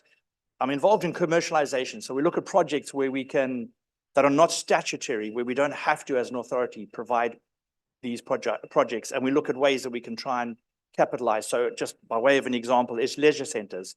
They're not mandatory, it's voluntary, and we can look at making a bit of money out of leisure centers. And then I'm the reserve member for Transport for the North. So I apologize that I flew through that, and I thank you for the additional time. Thank you very much. Any questions? Thank you very much, Councillor McMaster. You can sit down if you want to. Councillor Smith. Thank you, Chair.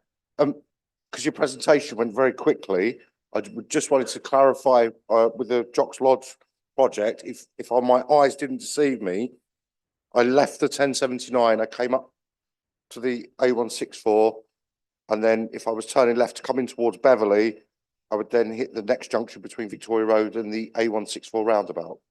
If that's too much to handle now, I'll be happy to look at the slides. with the officer that, or the team that designed the lodge, did the whole, and we'll go through it in detail if that helps you. I'll arrange that afterwards. Thank you. Thank you, Councillor McMaster. Any further questions? There being no further questions, we will move on, and thank you for an informative update. We'll have one motion and then we'll go off for coffee, if that's okay with you. Notices of motion, agenda item 8. To move, Councillor Redshaw, you have 10 minutes. Thank you, Chair.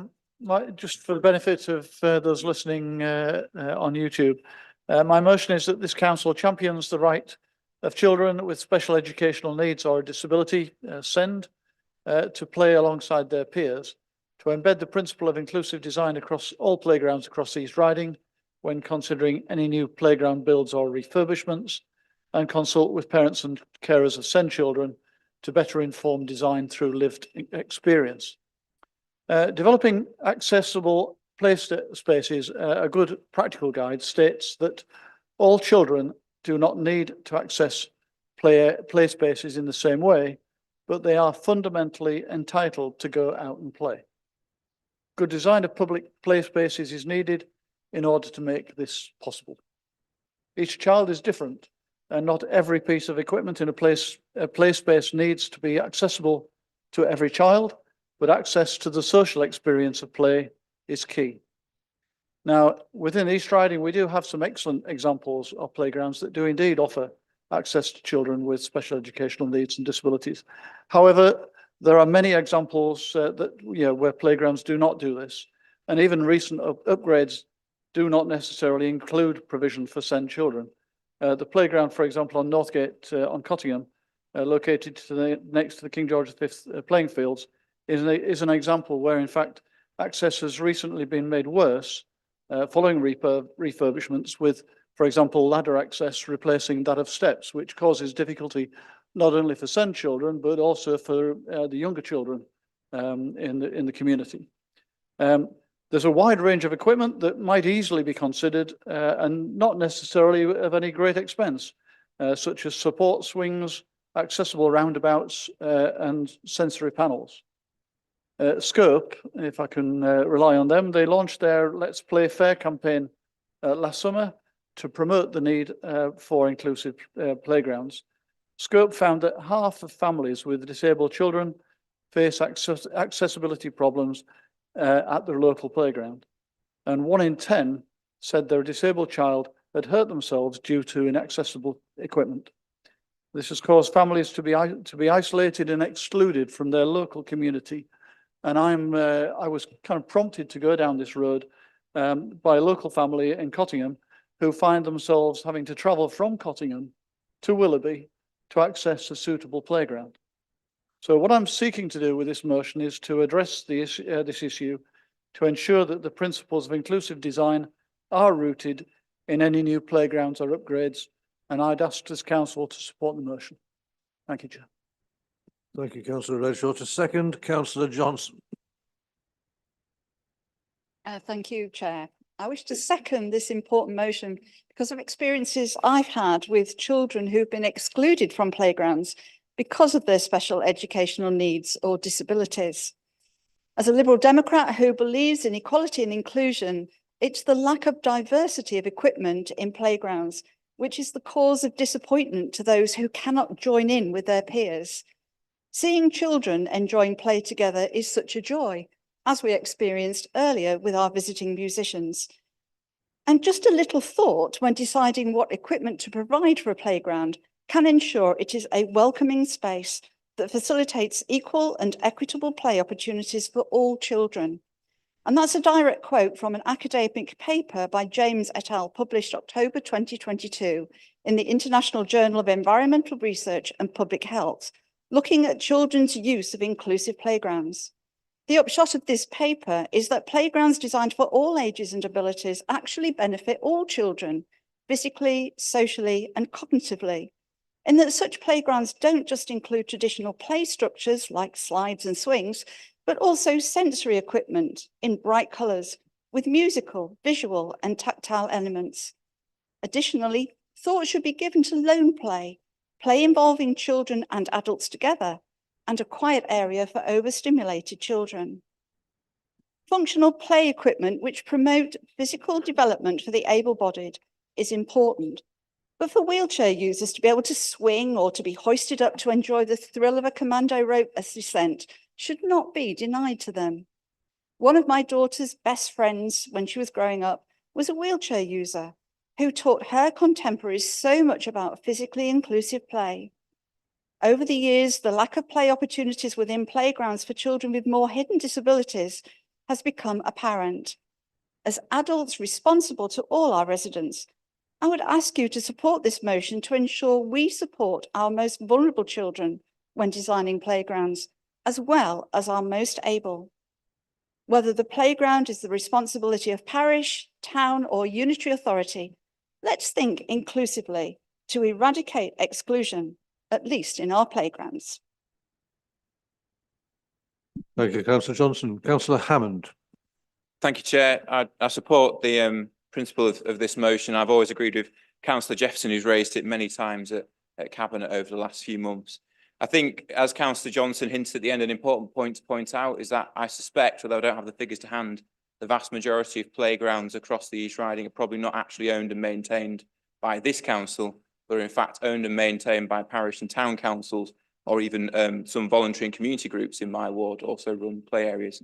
And on that note, I'd just like to say that Market Wheaton Town Council have recently applied for community sums successfully to put in accessible play equipment in one of our parks in Market Wheaton, and it's a really good scheme if anyone wants to go and have a look at the kind of things that we can do for our SEND children. Thank you, Councillor Hammond. Councillor Jefferson.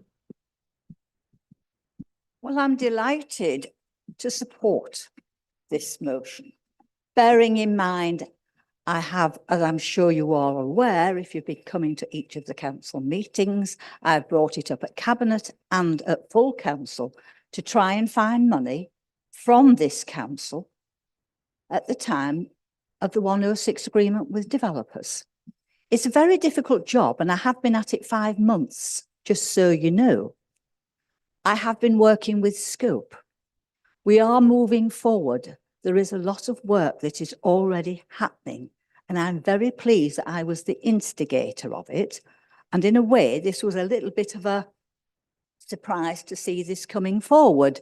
I thought we were already on with it because I have many officers who have already been dealing with it and using their time. It's looking for funding and how you go about it. Because, for instance, in my area, we have 3 parks in Hornsey, one of which belongs, just the ground, to the East Riding. And everything in there is put in by the Hornsey Town Council. But we get the funding from East Riding because we apply for it and we match it. We also have another playground, which is on open common land, which the town council have done. We haven't chased anyone for funding, but eventually last year we did, to update everything to make it perfect. We also have a large park, 15 acres, belonging to Hornsey Town Council. And in there is playground equipment for any child except a child with special needs, which I told you here some months ago. And I am a little bit surprised today to read some of this because some of it we've done, and I have to say we have not gone out to all parents. Scope have been doing that. They are the people who know what they're doing, but you have to find out who the playground belongs to and where you get your funding from.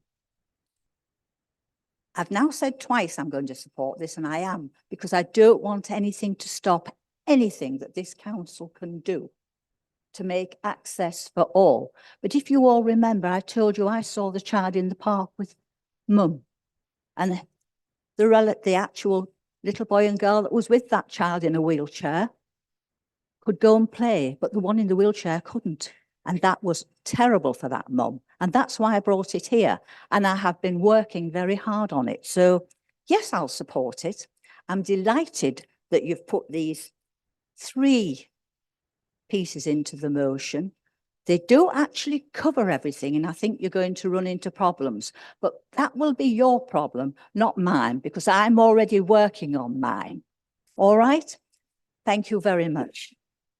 Thank you, Councillor Jefferson. Councillor Meredith. Thank you very much, Mr. Chairman. I too happy to support the principle of this motion and the philosophy of inclusivity, which underpins all 3 points we're being asked to support here today. The reason I'm speaking, Mr. Chairman, is because point 2, for me, is crucial. I'd hazard a guess, as Councillor Hammond has already alluded to, that the majority of playgrounds in this area are actually under the control of either town and parish councils or perhaps academies, which again are not schools within the control of this authority and are able to make their own decisions. In fact, none of these bodies can be dictated to by this council, and the facilities they manage should not be exclusive. So I would ask that we also include within point 2 as a principle. I don't know if it would be officers, I don't know if it'd be scrutiny maybe, but something along the lines of a design guide or a good practice code, I believe is what Councillors Redshaw, Councillors Johnson and of course Councillor Jefferson would like to see out there to make sure that best practice is followed and that all equipment is easily accessible. And I would like that to be proactively provided to all those involved in any way, shape or form in the provision of play equipment and new facilities.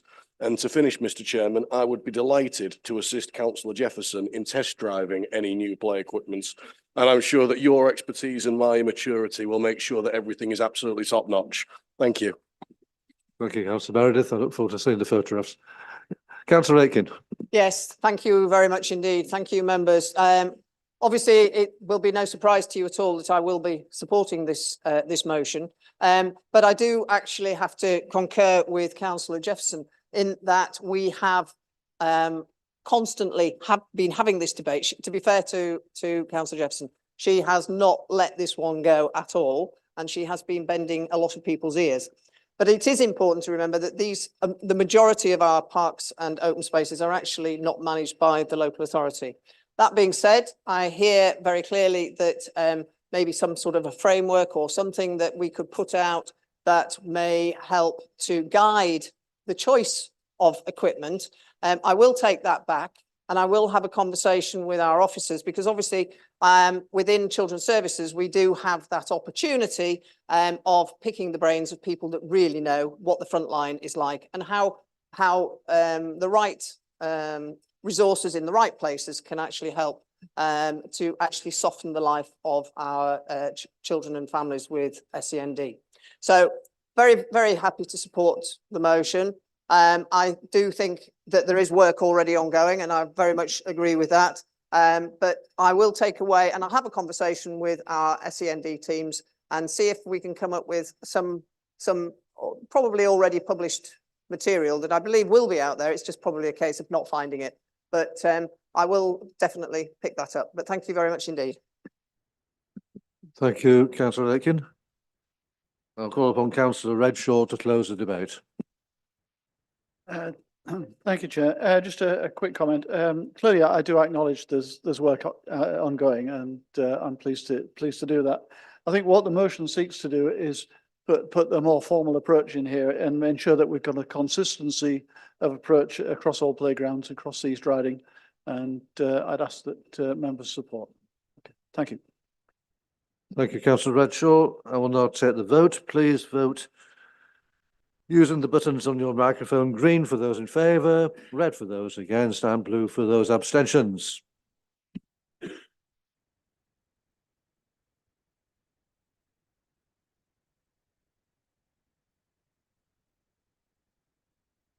It appears to me, members, that we have another unanimous decision. I have been informed previously to the meeting that more hot water will be present for you to fall into at 3:45. So I'm going to call a brief recess for, I think I will call it 10 minutes. Thank you.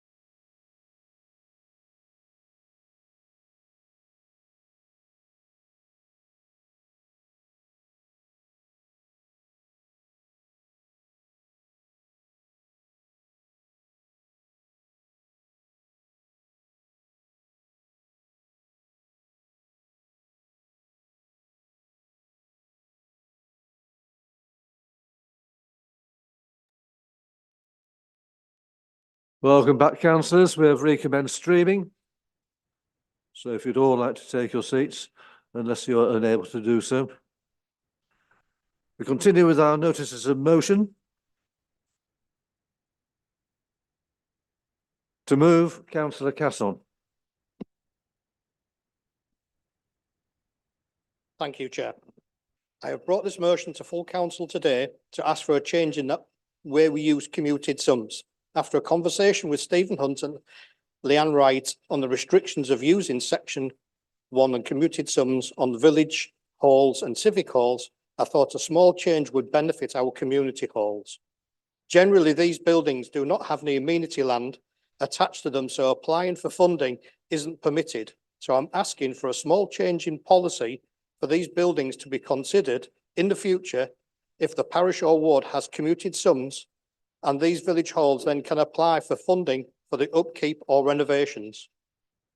The change to policy would need to be at our local plan level at this revision or the next to enable village, civic halls to benefit from section 106 contributions. Our local village halls host all sorts of community related recreational activities such as amateur dramatics, flower arranging, children's dance classes, adult keep fit, yoga, night classes, Pilates, photography classes, exhibition, music clubs, and many, many, many more. And we just need to support these and now and in the future. And lastly, that our village halls should be described as vehicles for community involvement for physical and mental well-being. Thank you very much. Thank you, councillor Casson. To second, councillor Cantrell. Thank you, Chair. I would like to give my support and second the motion from councillor Casson. The current arrangements for commuted sums applications are applied in a prescriptive way, focusing on open spaces when undertaking community activities. This motion, if passed, would lead to a widening of the scope, enabling money to be allocated for indoor use in village and civic halls. Members across this chamber will value their village and civic halls. They offer an opportunity to help and support the well-being of all their residents and their communities.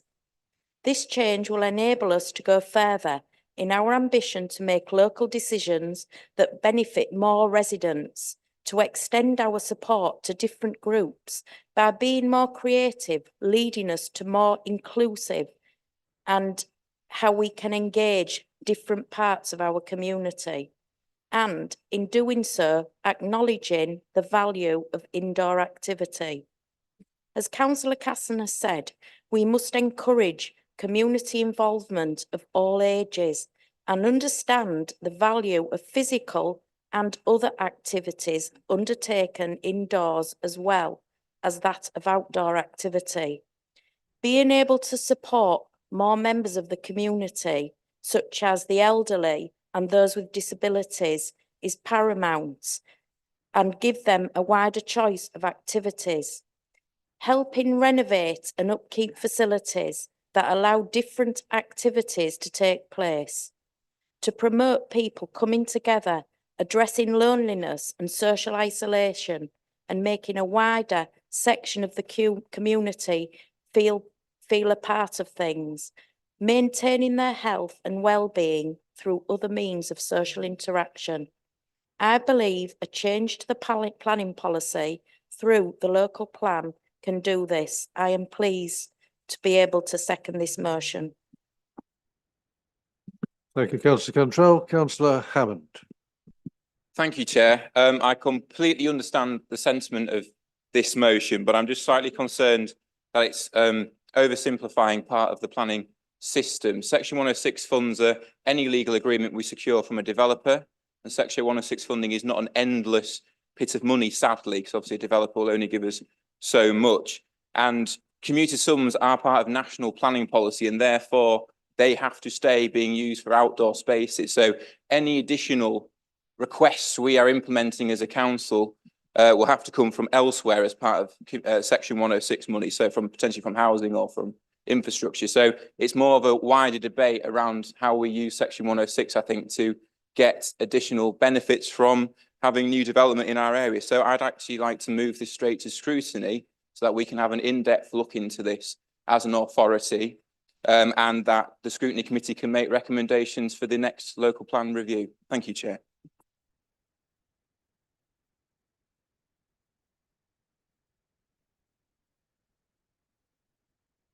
Right, we've had it proposed and seconded. It goes straight to scrutiny. All those in favour, please show.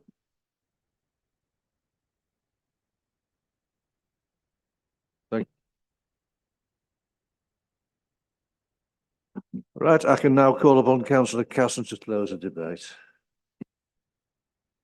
I wish to close debate. Thank you very much, Chair.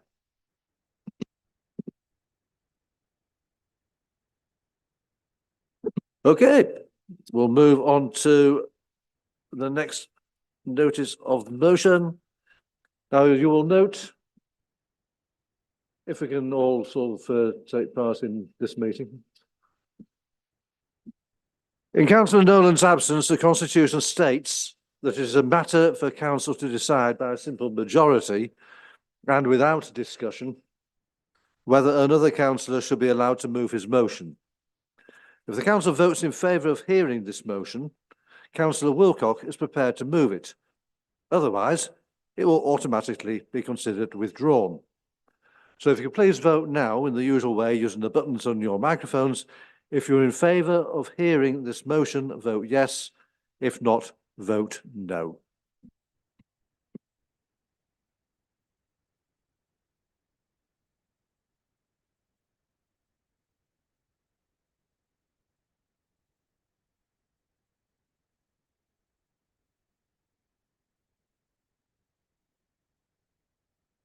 It would appear that you're all in favour of hearing the motion.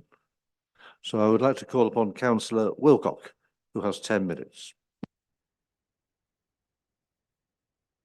Thank you, Chairman, and thank you, colleagues, for agreeing that this motion can still be listened to, which I found out I was doing about 10 minutes before we came here. I'll read Councillor Nolan's motion just so that you are refreshed. It notes that a survey by the County Councils Network shows 7 in 10 councils are no longer confident that they can balance their budgets next year.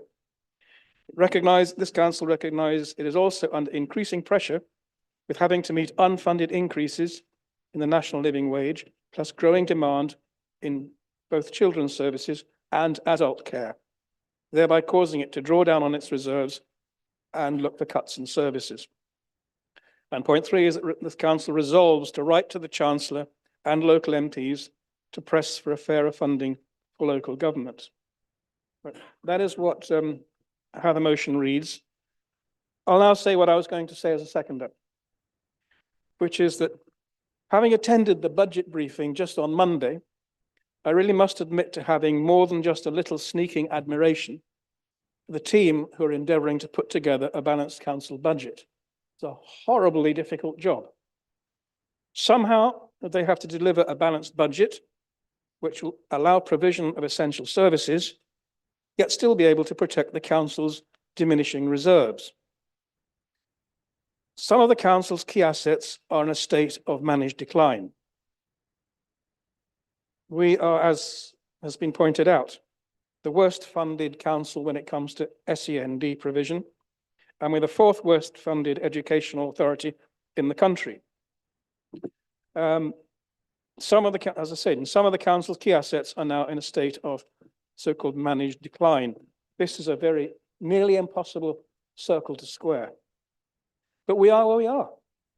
We have to play with the cards we've been dealt. Question is, who's dealt those cards? Who has given us this rotten, lousy hand to try and play with? It's the central government. They have presided over continual cuts in local government budgets since 2015. 8 years, 9 years? Neither the Chancellor's autumn statement on November the 22nd, nor the local government financial settlement of December the 18th provided any additional funding for local government. We may and probably will argue amongst or between ourselves for what our spending priorities should be. But this is to ignore the principal cause, an uncaring central government whose attitude to local authorities I can only describe in this context as dismissive, possibly even contemptuous. The recent LGA survey notes that 20% of all local authorities are now at risk of a Section 114. There is now a £4 billion funding gap nationwide for local authorities simply to be able to stand still. In the same survey, 50% of council leaders and chief executives said they were not confident that they can carry out their legal duties due to finance. And 2/3 of them said that none of the Chancellor's announcements will help councils' financial positions to improve. Very sad situation. Nationally, 99% of English councils did not have their 22-23 financial accounts signed off by the legal audit deadline, and there is now pressure on local councils to make precarious investments to protect essential services. That's why, councillors, I'm asking you please to support Councillor Nolan's motion. The government has to ensure that local councils are adequately funded and resourced, whether it's to clear the audit backlog and particularly to provide essential services for the long term. This is a callous indifference in my eyes, which I think we have to challenge. And that's why I also request a recorded vote. Thank you, Chairman. Thank you, Councillor Wilcock. To second, we have Councillor Healy.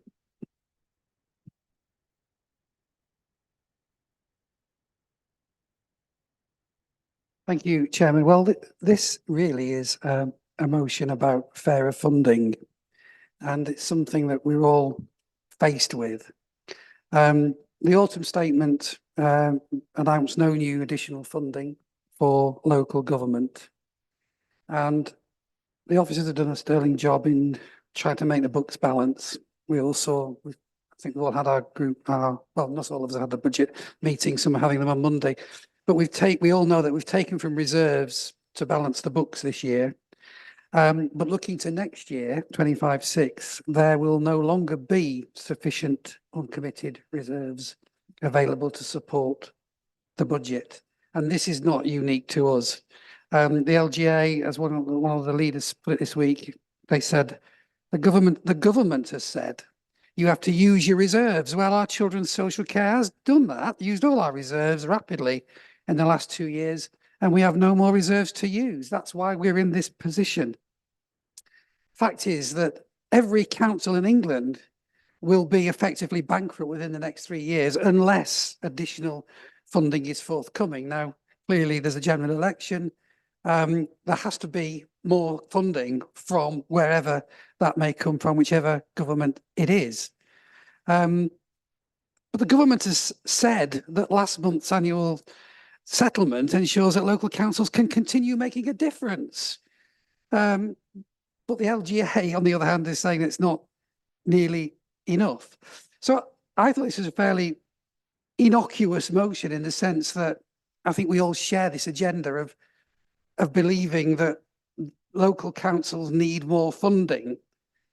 And that's what we're writing to the Chancellor of the Exchequer and local MPs for, which is what this is requesting. And now I'll just address and there is an amendment. I just wanted to address that in my comments, because I'm not quite sure why the amendment has taken out number 2, because this recognised that the pressure was having to meet unfunded increase in the national living wage, plus growing demand in children's services and adult care. Well, that's not debatable. That's a fact, and is part of what we should be championing, better funding for our adult and children's services. So I'm not quite sure why the amendment takes that out.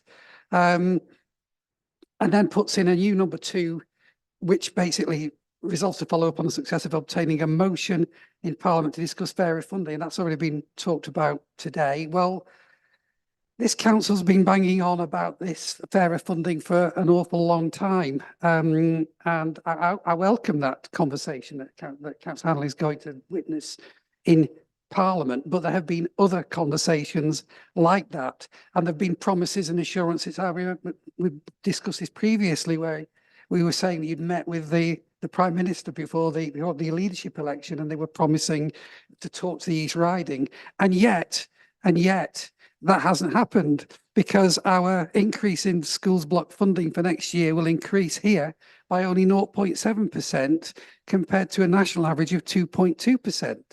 And this year's high needs education service is forecast to overspend by 6.5 million. And the cumulative deficit on high needs funding at the end of this financial year is forecast to be 21.5 million.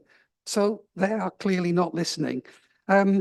So yeah, I can see what you're wanting to do, sort of take a little bit of a deflection and put it onto the fact that we've got a debate in Parliament. But I think that just takes it away from the main issue here, which is that we've been screwed basically by central government, and we're concerned about making the books balance next year. We've done a valiant job, the officers have, in making it balance this year. Let's just please keep to the motion in hand and say, this isn't fair. We want a fairer funding statement. All we're asking is that we write to our MPs to do that. I'll be supporting the emotion, but we don't want to see it amended because it needs to stay pure and true to its goal of making a simple statement that funding is needed badly. Thank you. Thank you, Councillor Healy. You know, there's an extra 23 seconds there if you wanted to.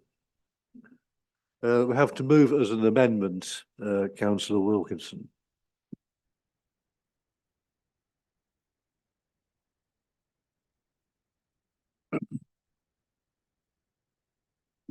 Mr. Chairman, I'd like to move the amendment as stated in the papers. Mr. Chairman, the motion itself tries, in principle, to raise awareness of local authority funding, but needs to change, and that will become apparent from what I say. Paragraph 1 draws our attention to the survey, which most of us are already aware of. The survey does indeed state that 70% of councils are no longer confident that they can balance their budgets. Mr. Chairman, I am pleased to confirm that we are not one of those. With prudent management throughout the good years of the last 2 decades, this council has built up substantial reserves in order to build resilience and help it through the more difficult times. And this is one of the more difficult times. Those are exactly what these reserves are. And I'm a little confused as to why you think that next year we've suddenly got none, because there are 86 million there. If you could address through the chair, please. I am, Mr. Chairman. I do apologise. Mr. Chairman, we as a council, like all councils, governments and countries, are still suffering the effects of the pandemic. Indeed, UK government are dealing with £400 billion of debt incurred by supporting the country through this unprecedented event. And sadly, all of us will be dealing with these after effects for years to come. That said, just as the world, the country, and we as a council were starting to get back to normality, we were hit by yet another global event, which was the disgraceful invasion of the Ukraine by Russia, which in turn pushed up prices of energy to unprecedented levels and affected every part of society. The resulting increase in inflation, which has remained stubbornly high, together with increases in the cost of food, building materials, and core basics, to name a few, has resulted in unprecedented increases in demand for both adult and children's services from the council, which have and will adversely affect this council budget last year, this year, and for future years. Despite all of these issues, which were out of the control of any council, we are in a position to use some of those hard-earned and hard-won built-up reserves to provide a balanced budget this year and next. Most councils would look with envy at our accounts and budgets, and we should be very proud of what this council has and continues to achieve despite all the issues I mentioned. Mr. Chairman, paragraph 2, which starts with recognizing the obvious, but finishes with fantasy. I am not sure why the motion included this paragraph, as the proposer had sight of the confidential draft business plan and budget, which clearly shows that no planned cuts in services were to be made. And we should not worry our hard-working residents with this error. That is why I have removed this paragraph with my amendment. Finally, Mr. Chairman, not for the first time, a motion raises an issue without recognising the work already done by this council on that issue. Mr. Chairman, the last paragraph ignores the very hard work of this council on the issue of fairness. And as an example, as we've already heard, my cabinet colleague and portfolio holder for children's services has tirelessly strived with our MPs to raise fair funding for East Riding children with special needs, educational needs and disabilities. And indeed, tomorrow, as has been said, the Right Honourable Sir David Davis has raised a debate in Parliament. Now, that's just one start. There are many other things that this council is doing to try to arrange with central government that we will get fairer funding for councils. It is important to recognise the tremendous amount of work we as a council are doing to raise the issue of fair funding for local authorities broadly and specifically with central government. I have therefore added this oversight to the last paragraph. Mr. Chairman, other than correcting the motion, I have not changed the sentiment of it, and I hope all members will therefore join me in voting for the amendment. Thank you. Thank you, Councillor Wilkinson. To second, we have Councillor Hammond. Thank you, Chair. I'd like to second the motion, just really emphasise the point that the reason we have put forward this amendment is that we want to remove reference to cutting of services. Many of our residents depend on our services, whether that's collecting their bins or to more personal things such as social care and obviously, as we've talked a lot about today, children's services. And I think we've had this before from the group to my right, any evidence suggestions that we're going to be cutting services is not helpful to our residents and will do nothing but cause fear. Because as far as I'm aware, as a member of the cabinet, we are not cutting services, and we've done a fantastic job of managing to balance the budget without having to do that, unlike many other councils across the country. Thank you, Chair. Thank you, Councillor Hammond. Councillor Redshaw.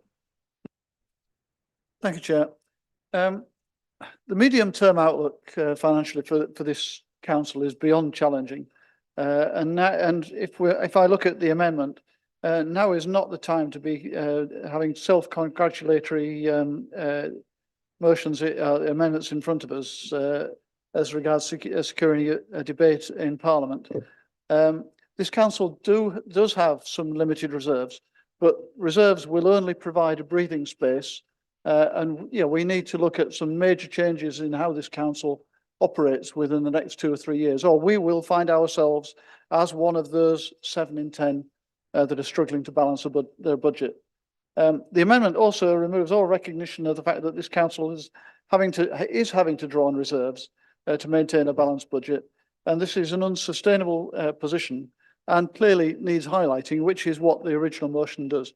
So I ask councillors to refrain from supporting the amendment. Thank you. Thank you, Councillor Redshaw. Councillor Corliss. Thank you. I guess I'd just like to point out 2 things. I'll take the point about the cutting services. I get it, but this sees causing it to draw down its reserves, which is a fact, and look for cuts in services, and it doesn't see which services. So it's correct to say that this council hasn't looked for cuts in core services and essential services, but it may not be correct to say that this council hasn't looked for any cuts in any services, because we know in some cases that non-essential and perhaps proposed additional services may not be in the budget anymore. The other important bit, I think, is that point 2 in the original motion talks about children's services and adult care. And the amendment loses adult care entirely. Do we not care about adults? Thank you. Thank you, Councillor Corliss. Councillor Meredith.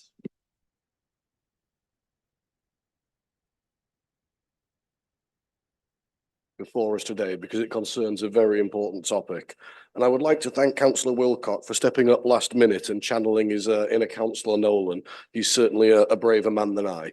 But the fact of the matter is that we should be examining and we should be debating funding and provision. This is, as Councillor Hammond alluded to, key to all our residents. In fact, it's the very reason for the being of this council, and us as councillors should be setting the direction and the priorities. Now, we've heard a lot of detail, and so I won't go into my own regarding costs, regarding extra expenses, regarding how funding's sourced and where it's all going. But the fact of the matter is there are two versions of essentially the same motion before us today. And so I will simply harken back to what I said before the coffee break, that we as an authority need to be positive. We need to be reassuring to residents. We need to be responsible, and we need to ensure that services are delivered. And so when I look at the motion before us and see 2/3 of it as opinion, quite frankly, and ill-informed if I may be so bold at that, and then I see an amendment that simply states the facts and tries to be positive, tries to be reassuring, and tries to let the residents know that all the people in this chamber and all the 13,000 officers that work at this council have the best interests and the highest quality services for residents at heart. That makes it a very easy decision for me to determine which I'm going to be supporting today.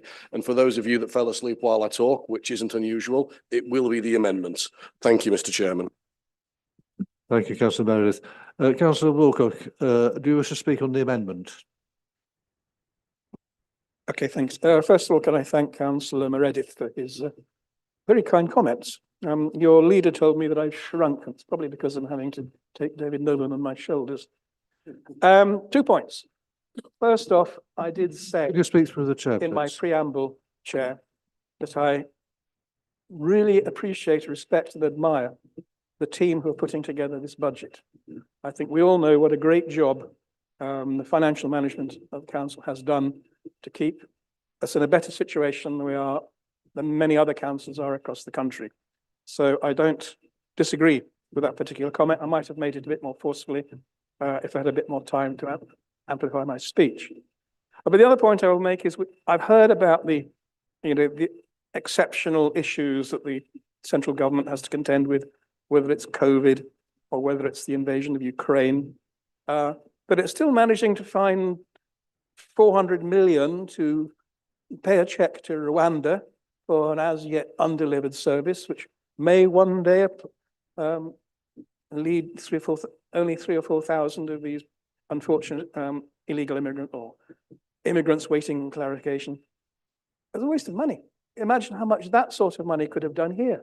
So yes, we must be positive. I fully agree.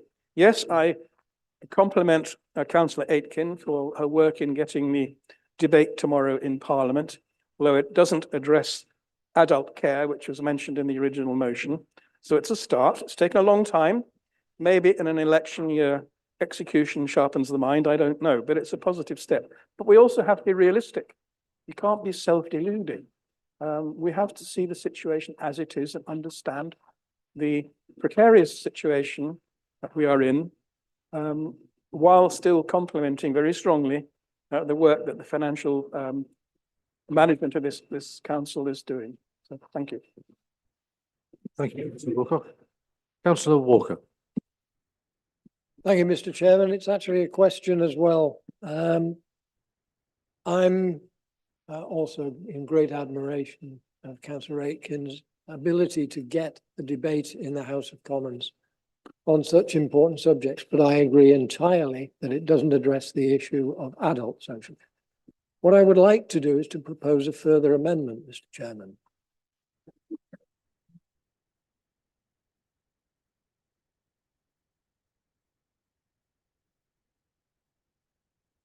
We can't propose a further amendment, Councillor Walker, until we've disposed of the current amendment. Then it will be a simple one if this amendment fails. Is that correct?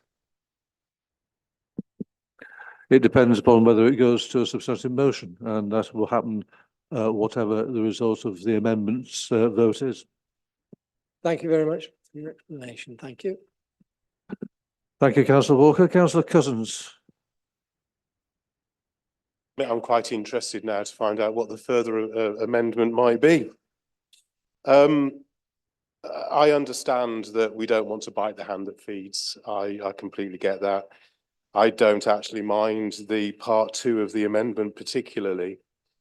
What does worry me is pretending that we're in a better place we can be very positive, but our residents know that times are difficult. Our residents see the quality of the roads, they see the quality of the services, they know the fact that we're in managed decline of certain parts of our infrastructure. It's obvious to us every day. We're not giving them any bad news that they don't already see. What worries me mainly, and full respect to Councillor Aitken for the work that she's done on getting the motion in Parliament about children's services, is adult services, adult social care. In scrutiny yesterday, we resolved to send a letter to central government asking them, from the scrutiny committee if it's possible, asking them to find additional funding for social care for those of our more vulnerable residents that find themselves in nursing homes and in care homes and in residential homes. So with one hand, we can ask them through scrutiny. In the other hand, we can not ask them through council. And I think actually we're here to represent all of our residents who already know that times are difficult. And I see nothing at all wrong with the initial motion, and I wouldn't be supporting the amendment. Thank you, Councillor Cousins. Councillor Robson. Thank you, Chair. I don't want to play devil's advocate here, but I don't really see the problem in including the amendment and clause 2 of the motion together. So it's a 3-clause motion, including both. Thank you. Thank you, Councillor Robson. Right, Councillor Healy. Speaking of the amendment, Chair. So, yes, so this point about removing clause 2 with its reference to adults, where there's a clear issue here. I just don't understand that at all. And having these semantics here on the cuts in services, it says causing it to draw down on its reserves, which it has done, and look for cuts in services, which it looked for and didn't do.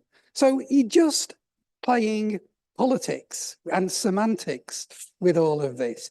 You're watering down a clear motion, which is effectively saying we've got a problem. You're watering it down by taking out the adults bit and putting in some self-congratulatory stuff, which I don't doubt is deserved, but you're just watering it down. And so therefore, Chair, I will not be supporting the amendment and would live with the original motion. Thank you. Thank you, Councillor Healy. May I remind Council that we show respect to all members when they are speaking, and we do not involve ourselves in mutters, grumbles, or impolite chit-chat. I'll call upon Councillor Bayram. Thank you, Chair. Perhaps the Health Committee could go along Councillor Aitken's path and do the same for health. If it's adults care you're worried about, it might be something we could have on our agenda, because we have asked to write to them, but maybe we should go down as well. Thank you, Councillor Bayram. Councillor Gallant. Thank you, Chair. I'm going to speak against the amendment because I think the substantive motion is fine. In fact, it probably needs beefing up. Councillor Wilcox seems to have selective memory, though. The cuts didn't start in 2015. This austerity started in 2010 and was the coalition government that voted for, and the biggest cuts were in those early years, not in the last few years. Obviously, local government has borne the brunt of that austerity more than any of the central government departments, and it's been a tactic of the government to force councils to push up council taxes while cutting central government funding. And that in itself is unfair because obviously some councils have much more prosperous neighbourhoods, and a couple of percent on the precept it raises substantially more money in wealthy areas than those that are less advantaged. Secondly, allowing councils to charge 2% for social care, while again putting the burden on residents to pay for it, is completely inadequate for the level of increase in costs that we've seen. The biggest driver of the overspend on this year's council budget is the increase in demand for adult social care. And, well, the reason I don't like the amendment is patting ourselves on the back for just getting a debate. The other approach that we've seen to local government funding has been pots of money being distributed by the Chancellor, where local authorities have to compete with each other to get a small dollop of funding for potholes here or roads there, rather than giving local authorities the money they need to make decisions for their residents. It's a question of having to take the begging bowl to Parliament to get a bit of funding here and a bit of funding there. So I wish the substantive motion was actually more strongly worded, and I'll certainly be voting against the amendment which seeks to water it down. Thank you, Chair. Thank you, Councillor Gallant. I'll call upon Councillor Wilkinson to have the right to reply before I call upon Councillor Wilcox to close the debate. Councillor Wilkinson. Thank you, Mr. Chair. The reason for bringing the amendment was not to water anything down. In fact, the amendment itself still says that we agree that the survey says 70% of councils are no longer confident, and it resolves that despite the success of us getting this thing, which was just an example in my speech, I was very clear that I was using that as an example, not using it as the only thing that's been done, that this council has done an awful lot towards asking for fair funding for local authorities. And this still, my amendment still says that we should write to the Chancellor of the Exchequer and local members of Parliament to press for fairer funding for local governments. I'm not 100% sure why that we have to specify so clearly on one area, for instance, adult social care. Why aren't we specifying, if was that worried about the council's funding, all of our areas, which is exactly what this does. All of the areas, it's a holistic view of this council needs to be fairer funded. Just because only 2 directorates are overspending because of the unique circumstances of adult social care and children's services doesn't mean that that's the only area we need more funding. We need more funding for the whole council, a fairer view. And that's what my motion says. I haven't changed that. I have still put that in. The only bit I have changed is that we should not be focusing on some small areas, and we should not be telling people and indicating Councillor that Wilkinson, we're doing cuts. Councillor Wilkinson, Thank you. kindly speak through the chair and don't point. Thank you. Sorry, I wasn't pointing, I was pointing at my papers, but I'll take your vote for it. and I Thank was you. trying to address the whole You're- thing. But I you're- am speaking, Mr. Chair, to you. You're being all inclusive. weren't you? Absolutely. So I'm enthusiastic. So please just remember that we're not here to challenge the central government. That's a different format. That's why we have MPs to do that. We're here to look at what we do. And what we do is we've done very well in balancing our budget, in developing reserves that we can do that for the bad times. And we're in bad times. No one doubts that. We are putting in, as you're fully aware, organisational change within this council. And we will continue to do that to ensure that in future, our budgets will balance easier than we've been doing. But to focus down on just those areas, and especially focus down on adult social care, is unfair. The whole of the council needs to be looked for fairness, and that's exactly what I have put here. I agree with that motion. We just don't need the second part of it in. Thank you. Thank you, Councillor Wilkinson. I will now take the vote on the amendment. So you're all absolutely sure. Councillor Walcott will be closing the debate on the original motion, Councillor Meredith. I will take the vote on the amendment. Please vote using the microphones on the buttons on your microphone. Green for those in favour, red for those against, and blue to abstain.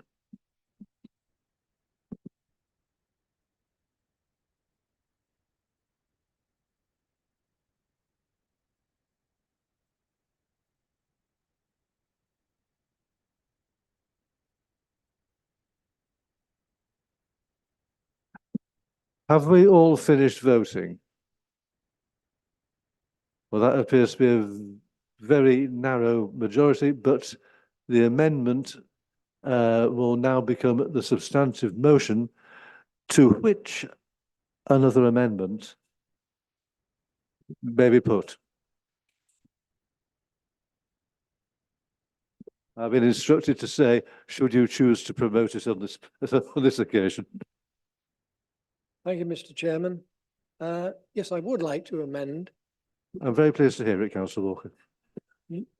You can guess that it may say, let's revert to the original text with one exception. The exception is that we strike out the words, look for cuts in services, because as has previously been said, that's not what our residents want. It's not what they want to hear. Language is important. So please strike out, look for cuts in services, and insert, make difficult decisions in order to maintain its services. End of amendment, Mr. Chairman. That's created. That is seconded by Councillor Handley. And all those other people miraculously disappeared.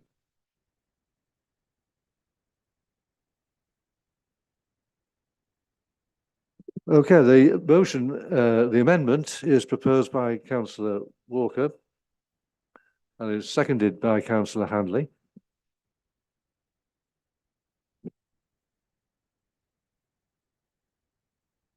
Right, we'll go for a vote on the second amendment. All those in favour, as is customary by now, please press the green button. Those against, press the red.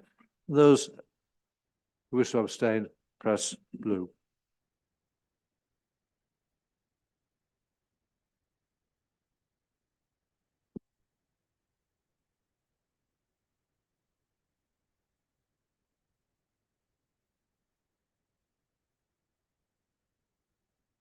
Right, members of the council, Councillor Walker's amendment has now become a substantive motion.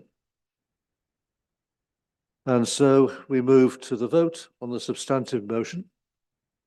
All those in favour, please press your green button. Those against, press red, and those who wish to abstain, press blue.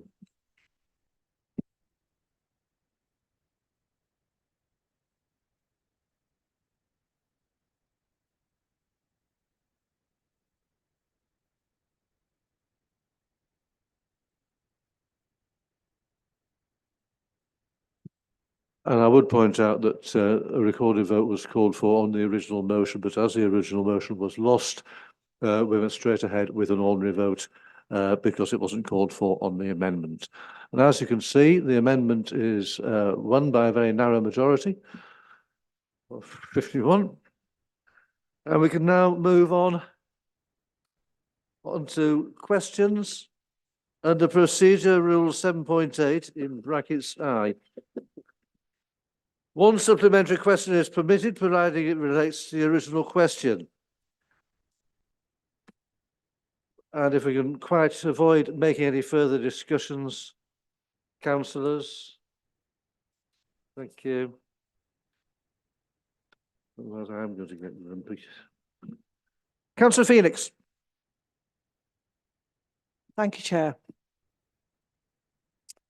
My question is, as there is a lot of uncertainty around the plan for this service, can the leader confirm whether the homeless hub on Wellington Road in Bridlington will have funding to continue supporting homeless people in the next financial year? Thank you.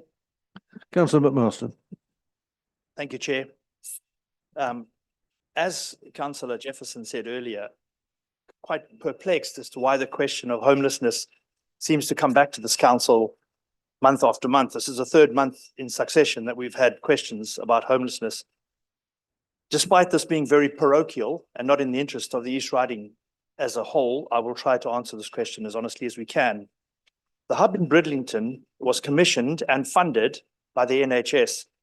and not this authority. It is our understanding that the hub will continue to operate after April 24. It is our understanding that funding beyond 2024 has not as yet been secured. But the council will work with the provider of the service, which is Mind, to ensure that those assessing the service have advice and support and are signposted to alternative services should the funding not be made available after April. The council is delivering on central government's objection to eradicate homelessness and has allocated sufficient resources to the Bridlington area. Our housing services team work closely with our partners agencies in Bridlington on both statutory and voluntary issues, and link those who are homeless with tailored support, which will continue. The Rough Sleepers service provides bespoke responses in some of the most complex cases, ensuring intensive support is available and is well supported by the council-wider homeless services. We will continue to take a multidisciplinary approach to safeguarding the vulnerable. The council is currently converting a disused office building in Bridlington specifically for those either homeless or at risk of becoming homeless.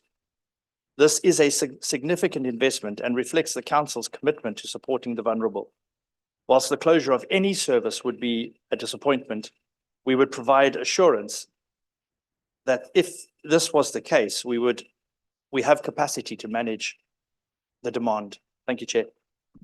Thank you, Councillor Master. Councillor Phoenix, do you require a supplementary? You do not require a supplementary. We will move on then. Councillor Smith. Thank you, Chair.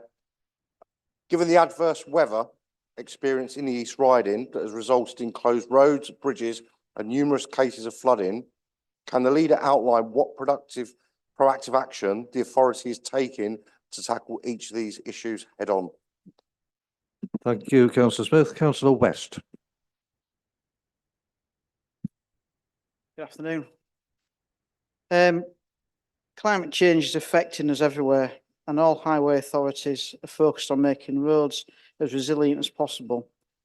The East Riding is highly regarded for our response to extreme weather events and storms, given the resources that we have.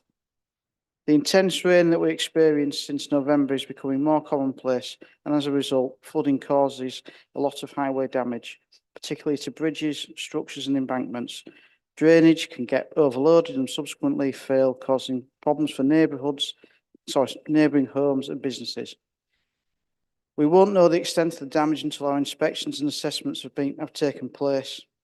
Once the flooding has subsided, it can reveal damage to bridges. For example, in Cumbria in 2009, when 29 bridges needed repair or replacement, and close to home, North Yorkshire has experienced of bridge collapses following flash flooding as well. However, we've been taking proactive steps to assess the risks and put adaptation measures in place to protect our valuable infrastructure to ensure our communities can continue to work effectively in the future. With regard to overall flood risk, the council has had a flood risk management strategy to manage the risk of flooding in the East Riding, with various partners including the EA and internal drainage boards. Considerable progress has already been made working with our partners to secure funding for flood alleviation schemes in the area, reducing risk to our communities. In total, the council has delivered around £100 million worth of flooding and coastal erosion risk management investment from a range of sources on over 120 schemes since 2007. Approximately 24,000 properties and over 1,000 businesses are at reduced risk from flooding and coastal erosion due to our new infrastructure. That's an estimated 55,000 residents in Hull and the East Riding directly benefiting from new council assets. In the last investment period, 2015 to 2021, the council invested more in flooding and coastal erosion risk management projects than any other local authority in the country.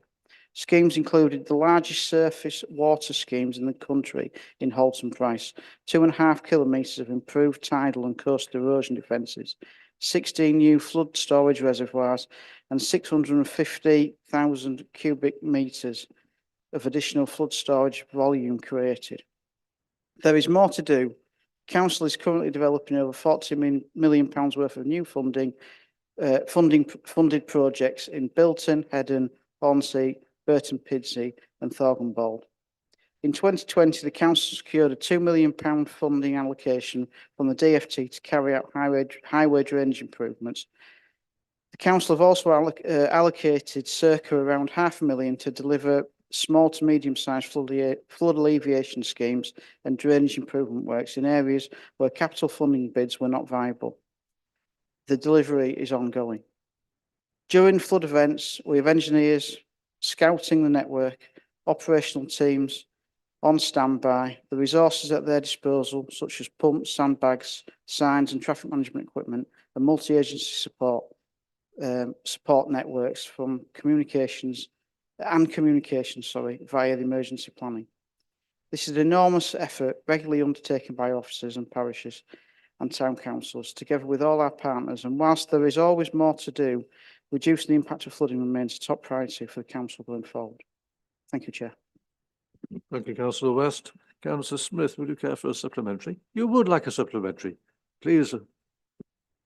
Thank you for that. I'm pleased to hear about the bridges in Cumbria. I'm sure that's going to be really useful to me when I go back. What I'd like you to do is, could you please outline a clear and concise plan, action plans, what residents are supposed to do when they're faced with flooding in their villages and towns? Councillor West. Various different agencies that people would contact. If there is clear threat to life, I would ask residents to contact the emergency services. There is a list of schemes. We can forward this on to Councillor Smith of who to contact the Environment Agency, 39 39 39 number at County Hall for the out of hours team, as well as 999, as I've previously said. It has been encouraged over the last 10 years that I can recall that parish and town councils had an emergency plan in place which would help facilitate in those particular emergencies. I think it might be recognised that those plans could be too general for an emergency, and now that we see increased risk of flooding, that those plans may need to be revisited to be more targeted towards that sort of response. Thank you, Councillor West. We'll move on to Councillor Cousins. Thank you, Chair. Could the leader of the council ensure that additional budget is allocated to improving the safety of the A1079, given the number of accidents, including another one only yesterday, I was stuck in leaving scrutiny, have resulted in the closure of the carriageway, and ensure that sufficient budget is allocated to ensure that the basic maintenance and refurbishment projects can be undertaken to make this vital commuting corridor safer for road users? Thank you, Councillor West. It's your lucky day. It's your luck or my luck. The 1079 was detrunked in 2003/2004 to become a road managed by the East Riding of Yorkshire Council. At the time, there was a poor collision history and considerable work has been done over the past 20 years with surfacing, marking and sign improvements, new crossing points and junctions, lower speed limits and more mobile and fixed safety cameras, plus traffic police enforcement, which have made quite a difference. The 2006 and 2007 European Road Assessment Programme assessment had it listed as one of the worst in the country for risk rating. By 2011, our efforts had moved it out of the persistently high risk group into the medium risk group and low to medium, in 2012. The York to Market Wheaton section was reported as one of the most improved roads in the country by 2014. The rating has been maintained over the past decade, with the most recent RAP 2023 publication showing the route through the authority as low to medium risk. Thank you, Councillor West. Councillor Cousins, do you require a supplementary question? Go for it. Thank you, Councillor West.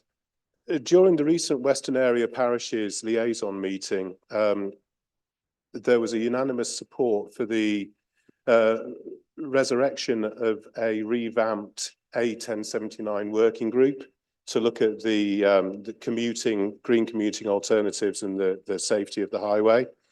It was supported by by all the parishes that were in the liaison group, and also by councillors from Walls Wheaton, Pocklington Provincial, and since by the ward councillors for Beverley Rural.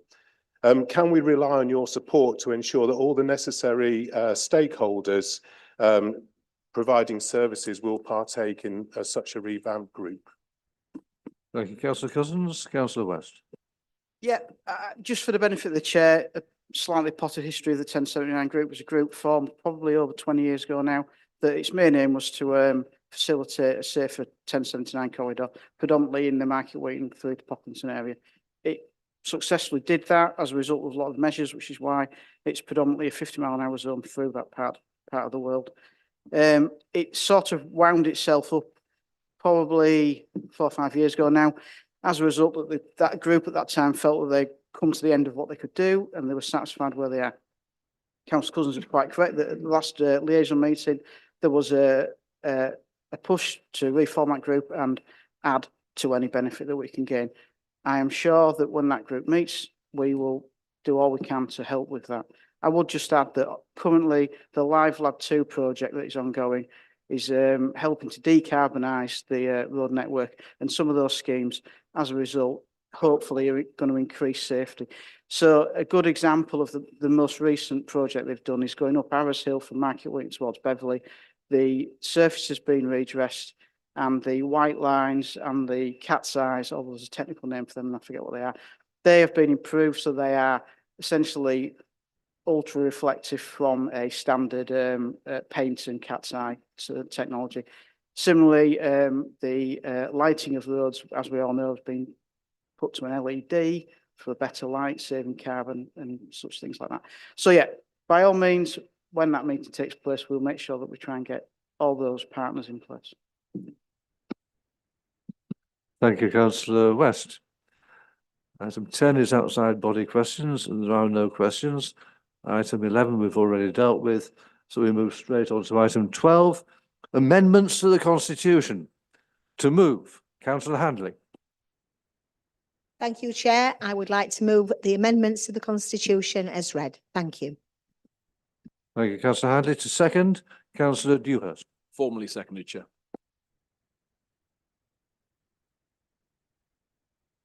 Councillor Handley, would you care to close the debate? Yes, Chair. I'd like to close the debate. Thank you. I will now take the vote. Please vote using the buttons on your microphones, which have been helpfully illuminated in front of you. Green for those in favour, red for those against, and blue to abstain.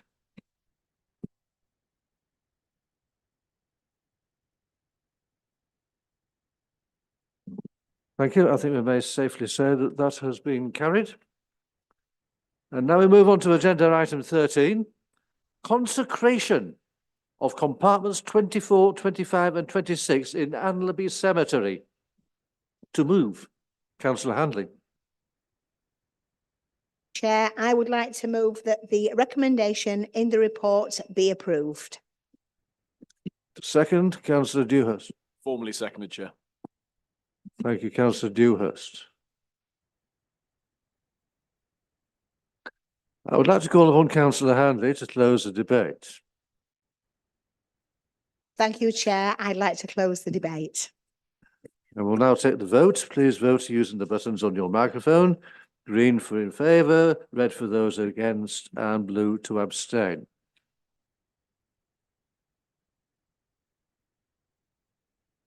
I think that that has been substantially carried. So thank you all very much indeed. That concludes the meeting.